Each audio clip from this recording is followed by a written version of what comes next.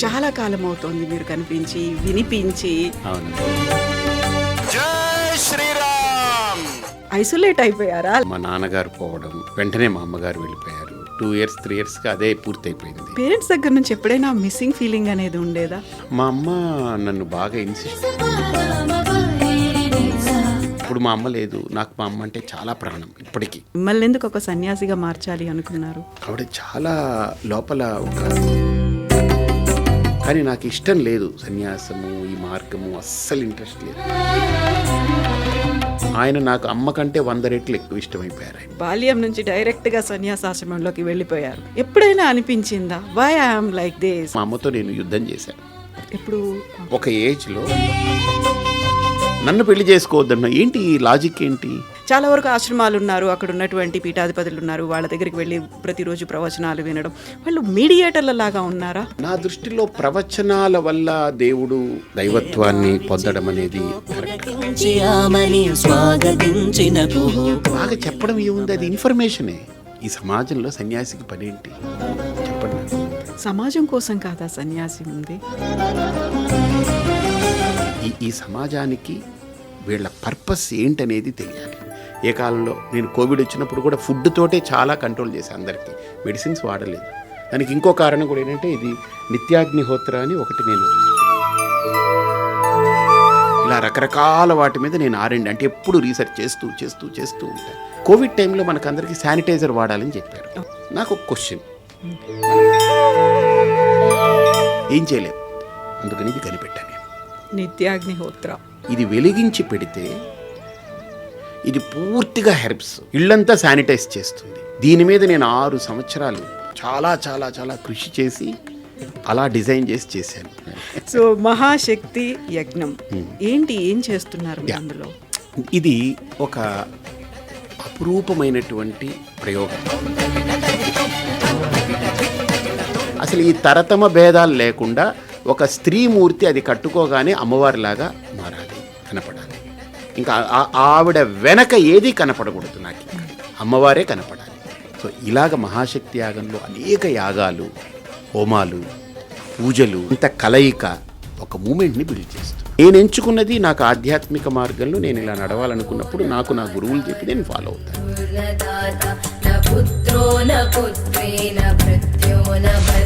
చాలా మంది స్వాములు, పీఠాధిపతులు దగ్గరికి ఎవరిని రానివ్వరు, కాళ్ళను కూడా ముట్టుకొనివ్వరు. ఒకవేళ ముట్టుకుంటే వెళ్ళి ఇమ్మీడియట్గా స్నానం చేస్తారు. అవన్నీ కూడా మీరు ఫాలో అవుతుంటారా? నేను లిటరలీ స్పీకింగ్ అలా ఫాలో అయితే నేను యూఎస్ వెళ్ళలేను, అలా ఫాలో అయితే నేను ఫ్లైట్స్లో తిరగలేను, అలా ఫాలో అయితే నేను ఐ డ్రీమ్ స్టూడియోకి రాలేను, అలా ఫాలో అయితే మీ ఎదురుగుండా కూర్చోలేను, అలా ఫాలో అయితే నన్ను ఇలా క్వశ్చన్స్ చేయకూడదు. అందుకే నా దగ్గర ఆ దండమది నేను తీసుకోలేదు. Should respect that. అంతే. ఒక్క అంశంలో మాత్రం మీరు అక్కడ రాంగ్ స్టెప్ వేశారా అనిపించిందా? రాజకీయాలకు సంబంధించి అనిపించలేదా? దానికి లాజిక్ ఉంది. ఏంటది? ఆ మ్యాజిక్ తెలుస్తుంది. నమస్తే, నేను Kavitha. Welcome to I dream. భగవంతుణ్ణి చేరుకోవడానికి షార్ట్ కట్స్ ఏమైనా ఉంటాయా? ఒకవేళ మన వల్ల కాలేదు అనుకుంటే మీడియేటర్లని ఆశ్రయించవచ్చా? యాక్చువల్గా హిందూ ధర్మమా, మతమా, లేకుంటే మంచి చెడు వీటి మధ్య వ్యత్యాసాన్ని మనం ఎలా ఐడెంటిఫై చేయొచ్చు? బోల్డ్ అన్ని క్వశ్చన్స్ ఉన్నాయి. దైవానికి సంబంధించి, భక్తికి సంబంధించి, మనుషులకు సంబంధించి, సొసైటీకి సంబంధించి వాటన్నిటి గురించి మాట్లాడుకుందాం. మనతో పాటుగా ఉన్నారు ఆధ్యాత్మిక గురువు, అలాగే శ్రీపీఠం వ్యవస్థాపకులు స్వామి పరిపూర్ణానంద గారు. నమస్కారం స్వామి. నమస్తే అమ్మా. ఎలా ఉన్నారు మీరు? బాగున్నాను కవిత. చాలా కాలం అవుతోంది మీరు కనిపించి వినిపించి. అవునమ్మా.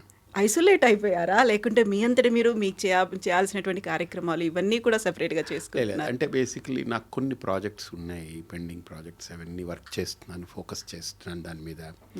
సో తర్వాత మా నాన్నగారు పోవడం, ఆ కార్యక్రమం, వెంటనే మా అమ్మగారు వెళ్ళిపోయారు. అంతా 2 years 3 yearsగా అదే పూర్తయిపోయింది. సో అంటే వాళ్ళకి నేను ఒక్కడనే కొడుకుని, ఇంకెవరు లేరు, నన్ను ఈ మార్గంలో పెట్టారు. మా గురువు గారేమో మాట ఇచ్చారు, నేను మా గురువు గారికి ఇలా వాళ్ళ వరకు పక్కా నేను చూసుకోవాలని. So I took the entire responsibility of taking care of them. So అలా time for good cause, good things, ఇంకా ఫ్యూచర్ ఆస్పెక్ట్స్ ఏంటి, ఎలా చేయాలి ఏంటి, వాటి మీద దృష్టి పెట్టడంతో కొద్దిగా టైం స్పెండ్ అవుతుంది కదా. ఏకైక సంతానం, అవును. మీరు ఈ మార్గాన్ని ఎంచుకున్నారు అంటే అక్కడ వాళ్ళందరికీ దూరం అవ్వాల్సినటువంటి పరిస్థితులు, అందరికీ ఉండేట్టుగా కుటుంబ నేపథ్యం కావచ్చు, అక్కడ ఉన్నటువంటి పరిస్థితులు, వాటన్నిటిని మీరు ఫాలో అవ్వలేరు.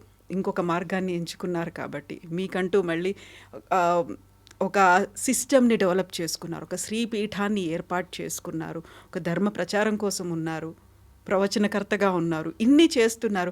పేరెంట్స్ దగ్గర నుంచి ఎప్పుడైనా మిస్సింగ్ ఫీలింగ్ అనేది ఉండేదా?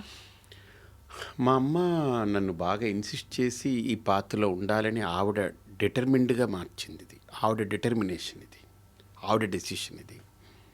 బట్ నేను యాజ్ ఏ కొడుకుగా కంటే ఎక్కువగా నేను వాళ్ళకి బాగా క్లోజ్గా, వాళ్ళకి ఒక ఫ్రెండ్గా, వాళ్ళు నాతో ఒక మంచి మిత్రులాగా అలా కలిసిపోయి ఉన్నాను తప్ప ఏదో మిస్ అయిపోయిన ఫీలింగ్స్ కానీ ఇంకోటి కానీ ఇప్పుడు వాళ్ళకి లేదు, నాకు లేదు. ఇప్పుడు మా అమ్మ లేదు, నాకు మా అమ్మ అంటే చాలా ప్రాణం ఇప్పటికీ.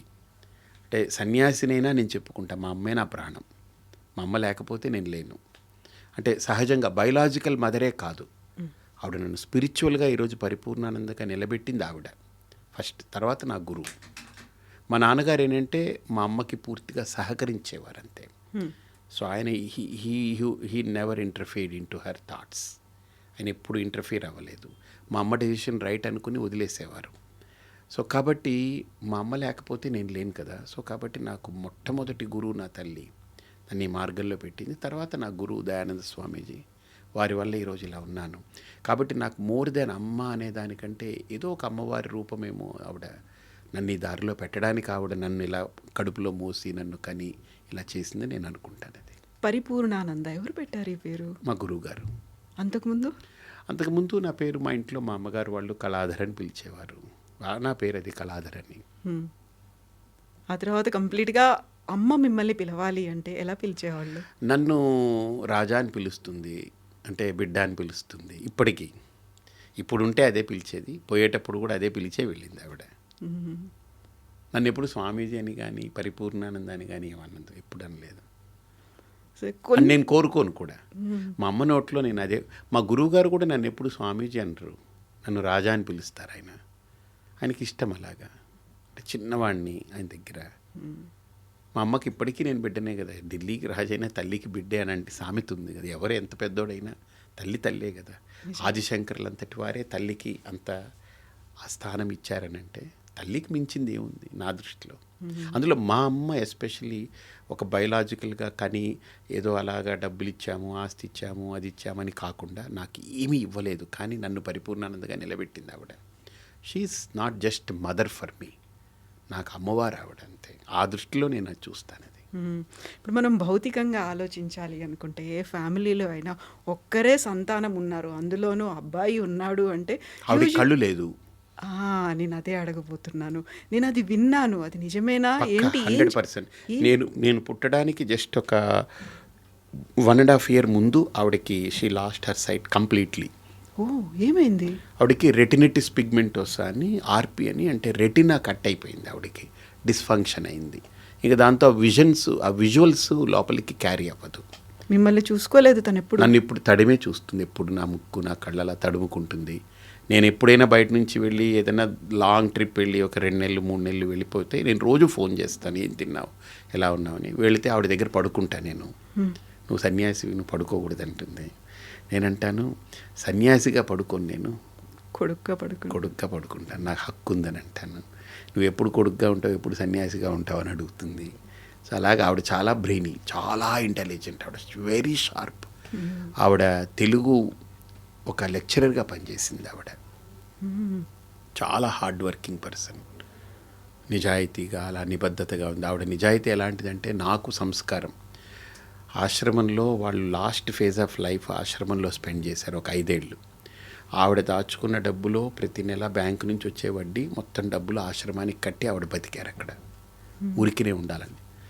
నేను ఆశ్రమం పెట్టిన కొత్తలో కూడా ఇది నీది కాదు, 10 మందిది, నువ్వు కష్టపడు, నువ్వు దానికి డబ్బు కట్టు, నువ్వు తినేదానికి, నువ్వు సేవ చేయని చెప్పేది ఆవిడ. అలా నేర్పారు నాకు. అమ్మగారి పేరేంటి? మీనాక్షి. మీనాక్షమ్మ. నాన్నగారు? బాలచంద్రన్. ఓకే. నేను ఇప్పుడు మిమ్మల్ని అడగాలనుకున్న క్వశ్చన్ ఏంటంటే, ఒక్కరే సంతానం ఉన్నారు, అందులోనూ మగపిల్లాడు అనుకున్నప్పుడు మా వంశాభివృద్ధి చెందాలి, మా కళ్ళ ముందు పెళ్లి చేసుకోవాలి, మనోళ్ళు అట్లీస్ట్ నా మనవరాలు. కొడుకు నా దగ్గర ఉండాలి, నా కొడుకు నా దగ్గర ఉండాలనే కోరుకుంటాను. అవును. ఇప్పుడు అమ్మకున్నటువంటి ఆ ప్రత్యేకమైనటువంటి పరిస్థితులు, అసలు అవసరాల నాకు అందుకనే నేపథ్యం. చెప్తున్నాను కదా, అసలు మా అమ్మకి కళ్ళు కనపడవు, ఒక ఏజు, ఇంకెవరు లేరు. వాళ్ళ అమ్మ చనిపోయారు. వాళ్ళ అమ్మ ఉన్నంత వరకు మా అమ్మ, అమ్మమ్మ, నాన్నగారు వాళ్ళు ఉండేవారు. ఆవిడ పోయారు, ఎవ్వరు లేరు. Why she has that. నా కొడుకు సన్యాసి అవ్వాలని ఎందుకు అనుకున్నారు? ఆశ్రమానికి కూడా నేను బలవంతంగా తీసుకొచ్చా. కోవిడ్ ముందు నాకు ఎందుకో I was not comfortable. Covid 2020 March వచ్చింది కదా, 20th. నేను 2019 మేలో నాకెందుకు ఐ వాజ్ నాట్ కంఫర్టబుల్. వాళ్ళు ఎక్కడో వైజాగ్లో ఇల్లు అద్దెకి తీసుకుని ఉండేవారు. నేను వెళ్తుండేవాడిని దూరంగానే. నేను వైజాగ్ వెళ్ళి వాళ్ళతో స్పెండ్ చేస్తాను, వంట చేస్తాను, మా అమ్మకు నచ్చినవన్నీ నేను చేసి పెడతాను. ఆవిడ నాతో బాగా అన్నీ చెప్తుంటుంది, అన్నీ మాట్లాడుకుంటాం, అన్నీ ఉంటుంది. బట్ నాకెందుకు ఐ వాజ్ నాట్ కంఫర్టబుల్. వాళ్ళని తీసుకొచ్చేయాలని అనిపించి వాళ్ళని అలాగా అక్కడి నుంచి కదపడం నాకు గగనమైంది. కానీ ఫైనల్లీ దే యాక్సెప్టెడ్. ఇంకా నా మాట నువ్వు వినాలి, నేను నీ మాట విన్నాను, సన్యాసిని అయ్యాను కదా, నువ్వు నా మాట విను అని చెప్పి లాక్కొచ్చాను వాళ్ళిద్దరిని. అప్పటి నుంచి వాళ్ళు అలాగా దే జస్ట్ మెయింటైన్. 23లో నాన్నగారు కాలం చేశారు.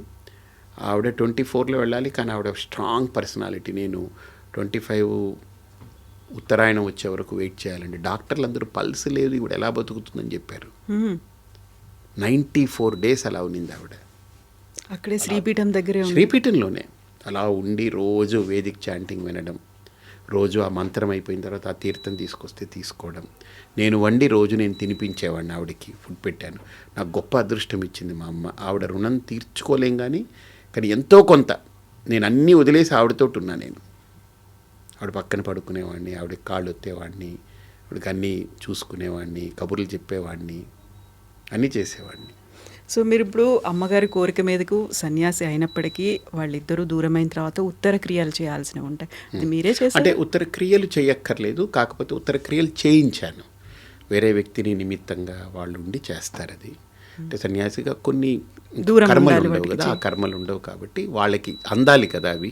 ఆ చేసే కర్మలు వాళ్ళకి అందాలి, సన్యాసి చేస్తే అందవు. కాబట్టి ఎవరి ద్వారా అది పెట్టించి వాళ్ళకి చేయించి, వాళ్ళకి మా అమ్మ తరపున ఇవ్వాల్సింది ఏదైనా ఉంటే కొంత ఇచ్చి పూర్తి చేశాను. ఇప్పుడు మా అమ్మగారి నడుస్తూ ఉన్నాయి ఇప్పటికీ కూడా. అంటే సంవత్సరం కూడా కంప్లీట్. మొన్న జనవరి 13వ తేదీ ఇదయ్యారు, ఆవిడ కాలం చేశారు. నెక్స్ట్ ఇయర్కి అవుతుంది కాబట్టి ఇప్పటికీ నడుస్తూ ఉంది. ఎవ్రీ మంత్ చేస్తారు. నేను అది తీసుకెళ్ళి అలహాబాద్ కుంభమేళాలు అదంతా అమ్మ ఇది వేరే వాళ్ళని తీసుకెళ్ళి ఆ అస్థిక ఇవన్నీ చేయించాను. నేను దగ్గర ఉన్నాను, వాళ్ళు చేశారు అనమాట. ఎందుకని అమ్మకి ముందు నుంచి భక్తి ఉండేదా? మిమ్మల్ని ఎందుకు ఒక సన్యాసిగా మార్చాలి అనుకున్నారు? ఆవిడ చాలా లోపల ఒక ఇన్సైట్ ఉన్న పర్సన్. ఆవిడకి లోపల ఏదో సంథింగ్ చెప్పాను కదా, ఆవిడకి ఒక inner personality is very bloomed person. అంటే చాలా చాలా వికాసము చెందిన వ్యక్తి ఆవిడ. ఆవిడకేదో ఒక ఫోర్ సైట్ ఇలా ఉండాలి, ఇలా చెందాలనేటువంటిది ఉంది. నేను స్ట్రాంగ్ పర్సన్ని, కానీ నాకు ఇష్టం లేదు సన్యాసము, ఈ మార్గము అస్సలు ఇంట్రెస్ట్ లేదు నాకు. నాకు క్రికెట్ అనేది అలా ఇంట్రెస్ట్ ఉండేది. ఆడేవాళ్ళ? చాలా మంచి ప్లేయర్ని, క్రికెట్ ప్లేయర్ని. ఇప్పటికీ బౌలర్ రెండు ఆల్రౌండర్ చేస్తాను. ఆల్రౌండ్ చేస్తాను. ఇప్పటికే ఆడతారా మీరు? ఆశ్రమంలో పిల్లలు, వేద విద్యార్థులు మేమందరం ఆడుతుంటాం. తప్పేం కాదు. సో ఫిజికల్ ఎక్సర్సైజ్ వాళ్ళకి కూడా పాపం ఒక ఎంటర్టైన్మెంట్ కదా. సో మా అమ్మకి ఇవన్నీ కాదు, నువ్వు ఇలా అవ్వాలని చెప్పింది. మా అమ్మ అంటే నాకు చెప్పాను కదా ముందు నుంచి నాకు ఒక ప్రాణం, ఇష్టం. ఎందుకో I got connected with her. So ఇంకా ఆవిడ మాట తీసుకున్నాను అంతే. బట్ ఇప్పుడు నాకు అనిపిస్తుంది మా అమ్మ నాకు ఎలాంటి జీవితాన్ని ప్రసాదించింది, ఇంత గొప్ప జీవితాన్ని ఇవ్వగలిగిందని నాకు ఇప్పుడు తెలుస్తుంది. అది ఎందుకని వద్దనుకున్నారు మరి మీరు? అంటే క్రికెటే మొత్తం లైఫ్ వయసు కదమ్మా అప్పుడు, చిన్న ఏజ్ 13 ఏళ్ళు, ఎలా ఉంటుంది సన్యాసం, ఇవన్నీ ఏమిటి, నన్ను వెళ్ళి ఏం చేయమంటావు అక్కడ అని అడిగేవాడిని. సన్యాసి ఉంటే ఏం చేయాలి నేను అక్కడికి వెళ్ళి, వాళ్ళు ఏం చేస్తున్నారు, దేవుడికి పూజలు ఇంట్లో పూజ చేసేస్తాను, దాని ఏముంది, అది కాదు అనేది మా అమ్మ. ఆవిడ ఏం చెప్పాలనుకుంటే అది నాకు అర్థమయ్యేది కాదు. పెద్ద విషయాలు కదా అవి. నన్ను పోనీ ఏం చేయమంటావు చెప్పానంటే ఏం చెప్పలేకపోయేవారు. సో దట్స్ హౌ చిన్న టజిల్ ఉండేది. తర్వాత అది క్లియర్ అయింది. నేను వెళ్ళడం, అక్కడ ఉండడం, నా గురువు గారి యొక్క ఆ స్పర్శ ఆయన దగ్గరికి వెళ్ళిన తర్వాత నా జీవితంలో ఒక ఐ ఓపెనింగ్ అయింది నాకు. అంటే తెలియదు నాకు అసలు ఏం జరిగిందని తెలియదు, కానీ I got connected with him. ఆయన ఒక ఋషి, మహర్షి అంతే. మా అమ్మ నాకు ఎంత ఇష్టమో, నన్ను కనకపోయినా పొట్టలో పెంచకపోయినా ఆయన నాకు అమ్మ కంటే 100 రెట్లు ఎక్కువ ఇష్టమైపోయారు ఆయన. అందుకని I got connected with him. అది నాకు ఆ గురువుతో ఉన్న అనుబంధం అది. సో ఆ కళ్ళల్లో కనిపిస్తోంది అది. ఎప్పుడన్నా ఆయన లేరు, ఆయన ఫిజికల్గా వెళ్ళిపోయారు, మా అమ్మ వెళ్ళిపోయింది, అందరు వెళ్ళిపోయారు, ఏక్ నిరంజన్ అన్నట్టు ఉన్నాను ఇప్పుడు. అంతే. అనుకున్నది అమ్మగారేమో అనుకున్నారు ఇటువైపు రావాలని. ఇప్పుడు మీరు ఒక శ్రీపీఠాన్ని ఏర్పాటు చేశారు, మహాశక్తి యాగాలు చేస్తున్నారు, లలితా సహస్రనామానికి సంబంధించి అక్కడ కూడా యజ్ఞ యాగాదులు ఇవన్నీ చేస్తూ వస్తున్నారు. ఇవన్నిటిని అమ్మ చూశారు కదా. మా అమ్మ 2 విట్నెస్ చేశారు. మా నాన్నగారు చూడలేదు, మా నాన్నగారు కాలం చేశారు, కానీ మా అమ్మ 2 చూశారు. మహాశక్తి యాగం పాల్గొన్నారు, ఆవిడ చూశారు. ఇప్పుడు మీరు ఈ మార్గంలోకి వచ్చిన తర్వాత భగవంతుడు అంటే ఏంటి అనేది అర్థమైందా, లేకుంటే భక్తి ఏంటి అనేది తెలుసుకున్నారా, ధర్మం ఏంటి అనేదా, మతం ఏంటి అనేది ఎలా తెలుసుకున్నారు, ఏమర్థమైంది మీకు? ఇది ఒక బ్రహ్మ పదార్థం. ఏది? ఇప్పుడు మీరు అడిగిన ప్రశ్నలన్నీ కదా. ఇప్పుడు ఇవి చెప్పాలి అని అంటే ఇది ఒక పెద్ద ఒక ట్రెజర్, నిధి కదా. ఇప్పుడు రేగుపళ్ళు అమ్మేవాడి దగ్గరికి వెళ్ళి నాకు ఇప్పుడు వజ్రం కావాలని అడిగామనుకోండి, వాడికి అర్థం కాదు కదా. సో వజ్రాల వ్యాపారి దగ్గరికి వెళ్ళి మనం వజ్రం అడిగామనుకోండి, దొరుకుతుంది. ఎన్ని క్యారెట్స్ అని అడుగుతాడు, ఎన్ని సెంట్స్ అడుగుతాడు. ఫస్ట్ క్యారెట్లు అడుగుతాడు, సెంట్స్ అంటాడు. ఎందుకంటే క్యారెట్ల మీద కొనాలంటే చాలా పెద్ద ఆస్తిపరుడు అయి ఉండాలి. అలాగా ఇదేంటనంటే మీరు అడిగిన ప్రశ్న నాకు ఎలాంటిదేనంటే, ఇప్పుడు నేను చెప్పాలి కానీ అంత చెప్పడానికి సమయము, ఓపిక ఇవన్నీ సరిపోనిది. కానీ బట్ ఎనీవే క్రిస్ప్గా, చాలా క్రిస్టల్ క్లియర్గా క్రిస్ప్గా చెప్పే ప్రయత్నం చేస్తాను. మనకు కనిపించే ప్రపంచం ఒకటి, కనపడని దేవుడు ఇంకొకటి. కనిపించే ప్రపంచంలో మనం ఉన్నాం, కానీ కనపడని దేవుడి కోసం ఆలోచన చేస్తున్నాం నిరంతరం. ఇప్పుడు మీరు అడిగారు చూసారా, ఆ కనపడని దేవుడిని నమ్మడం అనేది భక్తి. అర్థమైందా? నమ్మిన తర్వాత ఆ దేవుడి కోసం నేను పూజ చేయాలా, వ్రతం చేయాలా, దీక్ష చేయాలా, ఏదైనా త్యాగం చేయాలా, ఏం చేయాలి అని వివరించినది ధర్మం. అర్థమైందా? సో ధర్మానికి మతానికి చిన్న తేడా ఉంది. మతం అనేది ఒక వ్యక్తి ద్వారా తయారవుతుంది, ఒక వ్యక్తి దానికి నిర్మాత అవుతాడు. ధర్మం అనేది వ్యవస్థ అవుతుంది. ధర్మం ఒక వ్యవస్థ ద్వారా రూపొందుతుంది, మతం అనేది ఒక వ్యక్తి ద్వారా రూపొందుతుంది. కాబట్టి ఈ హిందుత్వం అనేది ప్రధానంగా ఒక ధర్మం. ఇది అంటే నేను ఎలా ఉండాలి, ఏం చేయాలి, ఏ రకంగా నేను ఇది చేయాలనేది. ఇప్పుడు వ్యక్తి ద్వారా వచ్చిన దానికి, వ్యవస్థ ద్వారా వచ్చిన దానికి తేడా ఏంటంటే, వ్యవస్థ అకామిడేట్ చేస్తుంది. మీకు అర్థమైంది కదా. వ్యక్తి పరిచ్ఛిన్నతలతో ఉంటాడు, పరిధితో ఉంటాడు. వ్యక్తి యొక్క భావజాలాలన్నీ ఒక పరిధి, ఒక పరిమితితో ఉంటుంది, లిమిటేషన్స్ ఉంటాయి. ఏని ఇప్పుడు మీకైనా నేను ఒక విషయం చెప్తే మీరు ఆలోచించే కోణం మీ బుద్ధి పరిధికి అనుగుణమై ఆలోచిస్తుంది. నా కోణంలో నేను అంతే, దాన్ని దాటి మీ బుద్ధి వెళ్ళదు. అలాగ ఒక వ్యక్తి ద్వారా నిర్మితమైనటువంటి మతం కూడా ఒక పరిధి, ఒక పరిచ్ఛిన్నత, ఒక లిమిటేషన్స్ ఉంటుంది. అందుకనే మతాలు అనేవి ఎప్పుడూ కూడా ఒక మతం ఇంకొక మతాన్ని అంగీకరించదు. ఒక మతములో ఉన్న దేవుడు ఇంకొక మతంలో ఉన్న దేవుణ్ణి అంగీకరించదు. కానీ ధర్మం దగ్గరకు వచ్చేటప్పటికి దైవత్వాన్ని ప్రతిపాదన చేస్తుంది ధర్మం.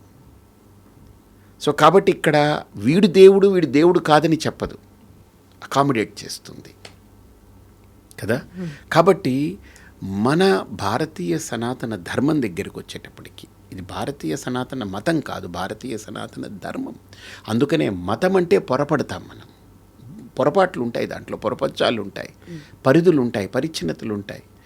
నా దేవుణ్ణి నువ్వు నమ్మకపోతే నువ్వు నా దేవుడికి ద్రోహం చేసిన వాడివని నేను మాట్లాడాల్సి వస్తుంది. మతం అయితే ధర్మం అయితే నాస్తికుడిని కూడా యాక్సెప్ట్ చేస్తుంది ధర్మం, మతం యాక్సెప్ట్ చేయదు. నువ్వు నమ్మకపోతే నువ్వు నా దేవుడికి ద్రోహం చేస్తున్నావు అని అంటుంది. కానీ ధర్మంలో దేవుణ్ణి నమ్మని వాణ్ణి చారువాకుడు అంటారు, నాస్తికుడు అంటారు. అంటే ఏంటి? దేవుణ్ణి నమ్మడం నమ్మకపోవడం నీ చాయిస్ అంటుంది. ధర్మము ఆ ఫెసిలిటీ ఇస్తుంది. ఫెనటిక్గా ఉండదు, గీత గీసినట్టు ఉండదు. దట్ ఈజ్ వాట్ ధర్మం ఈస్. కానీ ధర్మం విషయంలో కూడా మనం ఆలోచించగలిగితే ఈ సనాతన ధర్మంలో దైవం గురించి చెప్పినప్పుడు 2 విధాలుగా చెప్తుంది. ఒకటి, ఒక ఆరాధన రూపంలో భక్తితో దైవాన్ని ఆరాధిస్తూ ఒక శరణాగతి పొంది భక్తుడిగా నువ్వు అంటే నీ ఈగోని అక్కడ సరెండర్ చేసి నేను అనే అహంకారం కంటే ఇది దైవం యొక్క అనుగ్రహం అనే భావనతో మసులుకునేదానికి భక్తి అనేది ఒక మాధ్యమంగా పెట్టి మెల్లమెల్లగా ఒక వ్యక్తి ఎలివేట్ అవుతూ ఆయన అప్లిఫ్ట్ అవుతూ అసలు దైవత్వం అంటే ఏంటనేటువంటిది మానవత్వం నుంచి దైవత్వం దిశగా చేసే ప్రయాణమే ఆధ్యాత్మికత. మనం మానవత్వంతో ఉన్నాం. సో మానవత్వానికంటే కింద స్థితి ఏంటి? రాక్షసత్వం, పశుత్వం, ఇవన్నీ ఉంటాయి, మృగత్వం అవి. కానీ మనలో అవి అప్పుడప్పుడు పొడచూపుతూ ఉంటాయి. వాటన్నిటినీ హ్యాండిల్ చేస్తూ లేదు నేను మనిషిని, వాటిలాగా నేను బిహేవ్ చేయకూడదు, ఓ పాశవికంగా ఉండకూడదు, ఒక జంతువులాగా నేను బిహేవ్ చేయకూడదు, నేను చదువుకున్నవాడిని, నాకు సంస్కారం ఉంది, సభ్యత ఉంది, విఘ్నత ఉంది, నాకు వినయం కావాలని ఇవన్నీ సంస్కారాలని నేర్చుకున్నవాడు మనిషి. ఒక పాఠశాలలో కావచ్చు, తల్లిదండ్రుల దగ్గర కావచ్చు, ఫ్రెండ్స్ ద్వారా కావచ్చు, సమాజం నుండి కావచ్చు, లేదా వాడి అనుభవాల ద్వారా కావచ్చు, నేర్చుకుంటూ ఎదిగిన వ్యక్తి కాలక్రమంలో వాడు ఒక సంస్కారవంతుడే, ఒక మనిషి మానవత్వపు విలువలతో బ్రతుకుతాడు. ఇక పశుత్వము, రాక్షసత్వము, ఈ మృగత్వము అవి ఉండవు అక్కడ. అవన్నీ మారడమే మనిషి యొక్క పరిణామక్రమం. ఆ మానవత్వం వచ్చిన తర్వాత అది పరిపూర్ణత్వం కాదు వాడికి. ఎందుకంటే మనిషికి మనస్సు అనేటువంటిది అల్లకల్లోలము సృష్టించగలిగేటువంటి, ఉపద్రవం సృష్టించగలిగే పరికరం. అలాంటి ఆ మనస్సుని ఎలా మనం మలుచుకుంటూ ఒక పరిపూర్ణత్వం దిశగా మనం వెళ్ళాలి, ఒక పరిపక్వమైనటువంటి స్థితికి మనం ఎలా చేరాలి అనేటువంటిది దైవత్వానికి సంకేతం. కాబట్టి పరిపూర్ణమైనది దైవత్వం. కాబట్టి ఆ స్థాయికి చేరడానికి వేసిన బాటనే ఆధ్యాత్మికత. కాబట్టి భక్తిలో నాకు ఇవన్నీ కాదు, నేను నమ్మాను, శరణాగతుడినై ఉంటున్నాను. కానీ కాలక్రమంలో ఆ భక్తి పరిపక్వమైతే అది ఆధ్యాత్మికంగా పరిణమిస్తుంది. భక్తి ఆధ్యాత్మికతలోకి పరిణమించకపోతే, అలా కన్వర్ట్ అవ్వకపోతే, ఆ కన్వర్షన్ జరగకపోతే, లైక్ ఇప్పుడు ఎగ్జాంపుల్ నేను మాట్లాడుతున్నాను, ఈ మైక్ గ్రాస్ప్ చేసింది, దీన్ని వేవ్స్ కింద కన్వర్ట్ చేస్తుంది కదా. ఈ వేవ్స్ని తీసుకెళ్ళి కెమెరాలోకి ఇస్తుంది, కెమెరాలో నా ఆడియో, నా వీడియో తీసుకుంటుంది, అది క్యాప్చర్ చేస్తుంది. ఈ రెండింటిని మనం కలిపి తర్వాత తీసుకుని టెలికాస్ట్ చేస్తాము. మళ్ళీ ఆ వేవ్స్ కన్వర్ట్ అయ్యి వర్డ్స్ కింద, మాటల కింద కన్వర్ట్ అవుతాయి. మళ్ళీ ఆ వేవ్స్ మళ్ళీ బొమ్మల కింద కన్వర్ట్ అవుతాయి. ఇవన్నీ అవుతున్నాయి కదా. సో ఆ ఫార్మేట్ ఆఫ్ కన్వర్షన్ అది ఎలాగైతే దీంట్లో ఉందో అలాగనే ఆధ్యాత్మికతలో కూడా, ధర్మంలో కూడా ఒక భక్తుడు ఒక ఆధ్యాత్మిక సాధకుడిగా కన్వర్ట్ అవ్వాలి. అంటే ట్రాన్స్ఫర్మేషన్ అంటాం, కన్వర్షన్ అన్నము ట్రాన్స్ఫర్మేషన్ అంటే ఆ ఎదుగుదల, ఆ పరిణితి రావాలి. అది రాకపోతే భక్తికి ప్రయోజనం లేదు. భక్తి యొక్క పరాకాష్ట, భక్తి యొక్క కంప్లీట్నెస్ ఆఫ్ భక్తి is transforming a devotee into a spiritual seeker. ఒక ఆధ్యాత్మిక సాధకుడిగా పరిణితి పొందడం, అది కావాలి. అది ఇప్పుడు ఒక వ్యక్తి నేను భక్తుడు కావాలి అనుకుంటే డైరెక్ట్గా భగవంతుడి దగ్గరికి వెళ్ళి ఒక శరణాగతో, లేకుంటే నవవిధమైనటువంటి భక్తి రూపాలు, మార్గాలు ఉన్నాయి, అది ఆచరిస్తే లేకుంటే అనుసరిస్తే సరిపోదా? మధ్యలో కొంతమంది గురువులు ఉంటారు, ఆశ్రమాలు ఉంటారు, పీఠాధిపతులు ఉంటారు, వారి దాకా వెళ్ళి అక్కడి నుంచే వెళ్ళాల్సినటువంటి అవసరం ఉంటుందా? మంచి ప్రశ్న. ఇప్పుడు మనము ఒక్కటి ఆలోచన చేయండి, అసలు ఈ భక్తి, ఈ దేవుడు, ఈ పద్ధతి, ఈ ధర్మము ఎవరిచ్చారు మనకు? ఎక్కడి నుంచి వచ్చింది? ఎవరో ఇస్తేనే కదా, ఎవరో చూపిస్తేనే కదా మనం. పరంపరలాగా. కాబట్టి ఆ పరంపరని మనం గౌరవిస్తున్నాం. లేకపోతే ఎవరికి నచ్చినట్టు వాళ్ళే ఏదో భక్తిలో వెళ్ళిపోయారనుకోండి, అది ఏమిటవుతుంది? ఒక వ్యవస్థ ఉండదుగా, ఒక ప్రణాళిక. ఒక విష్ణువు, ఒక వైష్ణవము, ఒక శైవము, ఒక అమ్మవారు, లేదా ఇది కొన్ని దాన్ని నిర్వహించి దాన్ని అందించి సరిగ్గా దాన్ని అందిపుచ్చుకొని వాళ్ళు ఆచరించి వాళ్ళు దాంట్లో ఎలివేట్ అయ్యి వాళ్ళ కింద వాళ్ళకి దాన్ని మళ్ళీ అందించడం అనేది ఎలాగైతే ఒక లీనియేజ్ ఉంటుందో ఇది కూడా అంతే. ఇప్పుడు మీరు అడిగిన ప్రశ్న ఏంటంటే, ఇప్పుడు ఒక మనిషి హాయిగా ఉండాలి, సుఖంగా ఉండాలని పెళ్లి చేసుకోకుండా కూడా సుఖంగా ఉండొచ్చు. ఇప్పుడు కోర్టులు ఎన్నో ఇచ్చాయి సహజీవనాలని రకరకాలని. పెళ్ళే ఎందుకు చేసుకోవాలి? పెళ్లి చేసుకుని ఇది నా భార్య, ఇది నా భర్త అనే ఒక కమిట్మెంట్లోకి ఎందుకు రావాలి? వాళ్ళిద్దరు వచ్చిన తర్వాత మాకు పిల్లలు కావాలనే ఆలోచన ఎందుకు కలగాలి? పిల్లలు పుట్టిన తర్వాత ఇది మా పిల్లలని ఎందుకు ఓన్ చేసుకోవాలి? ఆ పిల్లలకి మేము తల్లిదండ్రులు అనేటువంటిది ఎందుకు వాళ్ళకి చెప్పాలి, తెలియచెప్పాలి? వాళ్ళు పెద్ద అయిన తర్వాత వాళ్ళకి పెళ్లి చేసి వాళ్ళు స్థిరపరచాలని ఎందుకు ఆలోచించాలి? ఇవన్నీ అవసరం లేదు, ఎటు పడితే అటు ఎలాగంటే అలాగ ఉండిపోవచ్చు అనేటువంటిది కూడా ఉండొచ్చు, తప్పేం కాదు.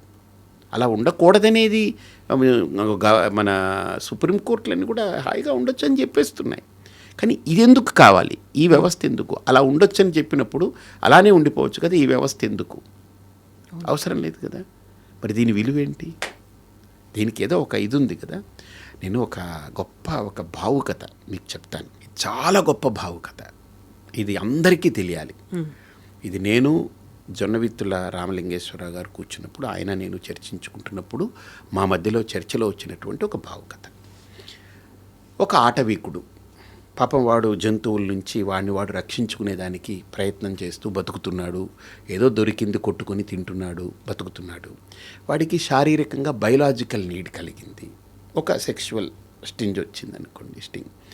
అక్కడ తన జాతికి సంబంధించినటువంటి ఒక స్త్రీని చూశాడు, ఇష్టపడ్డాడు.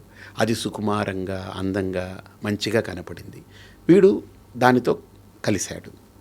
కలిసిన తర్వాత దాని మీద వీడికి మనసు కలిగింది. ఆ పిల్లకి వీడి మీద కలిగింది మనసు. ఇద్దరు చదువుకోలేదు, ఆటవీకులే. వాళ్ళిద్దరిది ఒకసారి ఊహ, ఒక భావుకథ ఇది. వచ్చుకున్నప్పుడు కొంతకాలం అయ్యేటప్పటికి ఆ పిల్లకి కడుపు వచ్చింది. వాడికి ఏం తెలియదు. వాడికి ఇదేంటిది ఇలా అయిపోతుందని అనుకున్నాడు. ఎవరో పెద్దలు వచ్చి ఇది ఇలా ఉంటుంది, ఇది ఇలా వస్తుంది అని అన్నారు. దానికి బిడ్డ పుట్టేటప్పటికి వాడికి ఒక బంధం కలిగిపోయింది. ఇది బిడ్డ, ఇది ఇక్కడి నుంచి వచ్చిందని నా అనేది వీడికి కలిగింది. ఆ తల్లి ఏం చేస్తుంది? ఇదిగో మీ నాన్న అని, అంటే నీదే అని నేర్పుతుంది. ఆ తనతనం అనేది అక్కడ పుట్టేసింది వాడికి.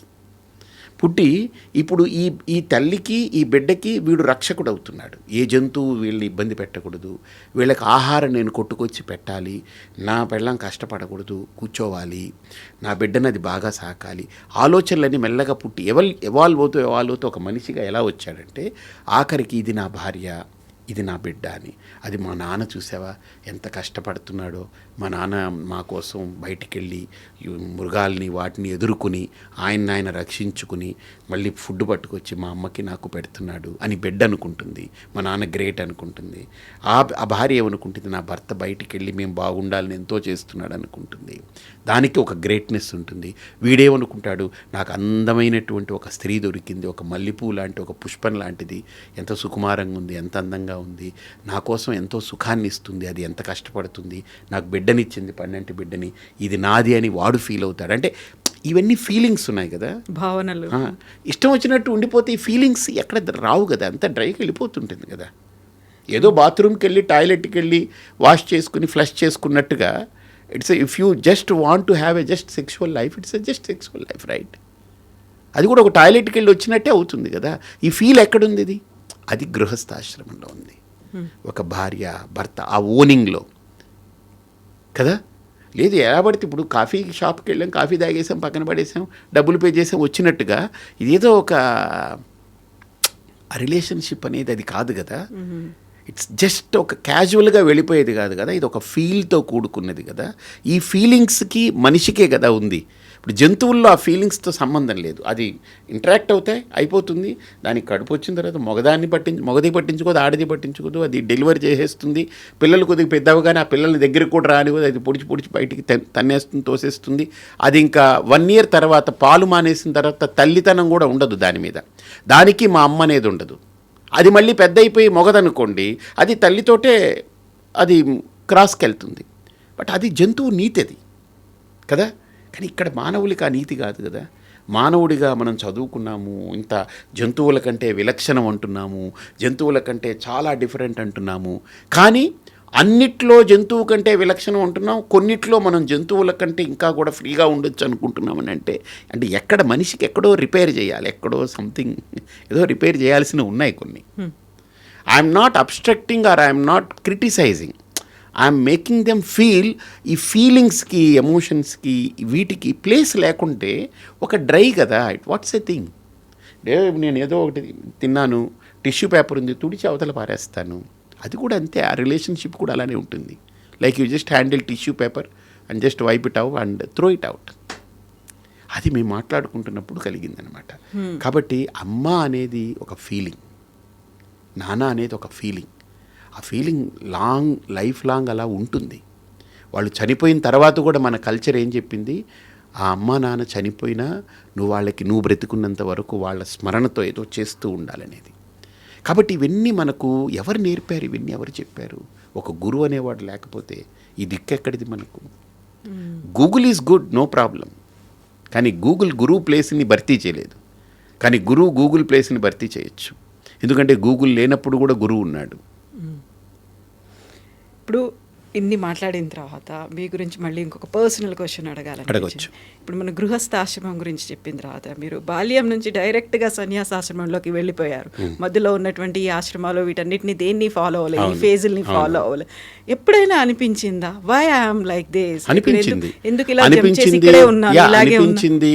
నేను ఎందుకు ఈ వివాహము అనే వ్యవస్థని నేను ట్రెస్పాస్ చేయాలి? మా అమ్మ చెప్పింది కదా, నేను వదులుకోవడం కాదు కదా, నాకు ఇష్టము అనిపిస్తే నేను వెళ్ళాలి అనే ఒక చాయిస్ నాకు కావాలని మా అమ్మతో నేను యుద్ధం చేశాను. ఇప్పుడు ఒక ఏజ్లో నువ్వు నన్ను అంటే కొద్దిగా అవేర్నెస్ వచ్చి నేను మా గురువు గారి దగ్గరికి వెళ్ళొస్తూ ఉండేవాడిని, అక్కడ కోర్సులో ఉండేవాడిని. అప్పుడప్పుడు సెలవులకి మా గురువు గారు పంపించినప్పుడు మా అమ్మతో ఆర్గ్యూ చేసేవాడిని. నువ్వు పెళ్లి చేసుకున్నావు, నన్ను పెళ్లి చేసుకోవద్దంటున్నావు. అమ్మ నాన్న పెళ్లి చేసుకున్నావు, అదే నువ్వు పెళ్లి చేసుకున్నావు, ఓకే, నన్ను పెళ్లి చేసుకోవద్దన్నావు. ఏంటి ఈ లాజిక్ ఏంటి? నన్నెందుకు పనిష్ చేస్తున్నావు అని అడిగేవాడిని. మా అమ్మ నింది, నేను నిన్ను పనిష్ చేయట్లేదురా, నీకు ఒక పాత్ నేను చూపించాలనుకుంటున్నానని చెప్పింది. నాకు అర్థమయ్యేది కాదు అప్పుడు. ఒక ఏజ్ కదా, టెండర్ ఏజ్ అప్పుడు, 20 ఏళ్ళు, 19, 20, 21 ఆ ఏజ్ కదా. అప్పుడు ఏంటి ఎలా ఉంటుంది, ఆ న్యాచురల్ థాట్స్ ఉంటాయి కదా. అప్పుడు మా అమ్మతో నేను అడిగేవాడిని. అడిగితే మా అమ్మ చెప్పేది, నాకు క్యారీ చేసేది మా అమ్మ. అయితే దట్స్ ఎ డిఫరెంట్ థింగ్. నాకు రాలేదని కాదు, నేను ఎందుకు ఇలా వెళ్ళాలని అనిపించింది. కానీ నా గురువు దగ్గర ఆయన చెప్పాను కదా, ఆయన నాకు మా అమ్మ కంటే 100 రెట్ల తల్లి లాంటి వ్యక్తి. ఆయన దగ్గర నేను ఉండగా ఆయన ఇచ్చిన ఇన్ఫర్మేషన్ తోటి, ఆయన ఇచ్చిన ఇన్సైట్ తోటి I could able to see నేను నా లైఫ్ని నేను ఇలా చేయగలిగితే నేను ఇంకా నేను కొన్ని సాధించగలననేటువంటి ఆలోచన వచ్చింది. అంటే ఇక్కడ 2 రకాల జీవితాలు ఉంటాయి, 3 రకాలు. కేవలం ఫిజికల్గానే కనెక్ట్ అయిపోయి ఫిజికల్ వరల్డ్లోనే మనం ఉంటూ జీవితాన్ని గడిపేయడం ఒకటి. రెండవది ఎమోషనల్ వరల్డ్లో ఉంటూ ఎమోషన్స్ని, ఫీలింగ్స్ని కన్సిడర్ చేస్తూ బ్రతికేది ఒకటి.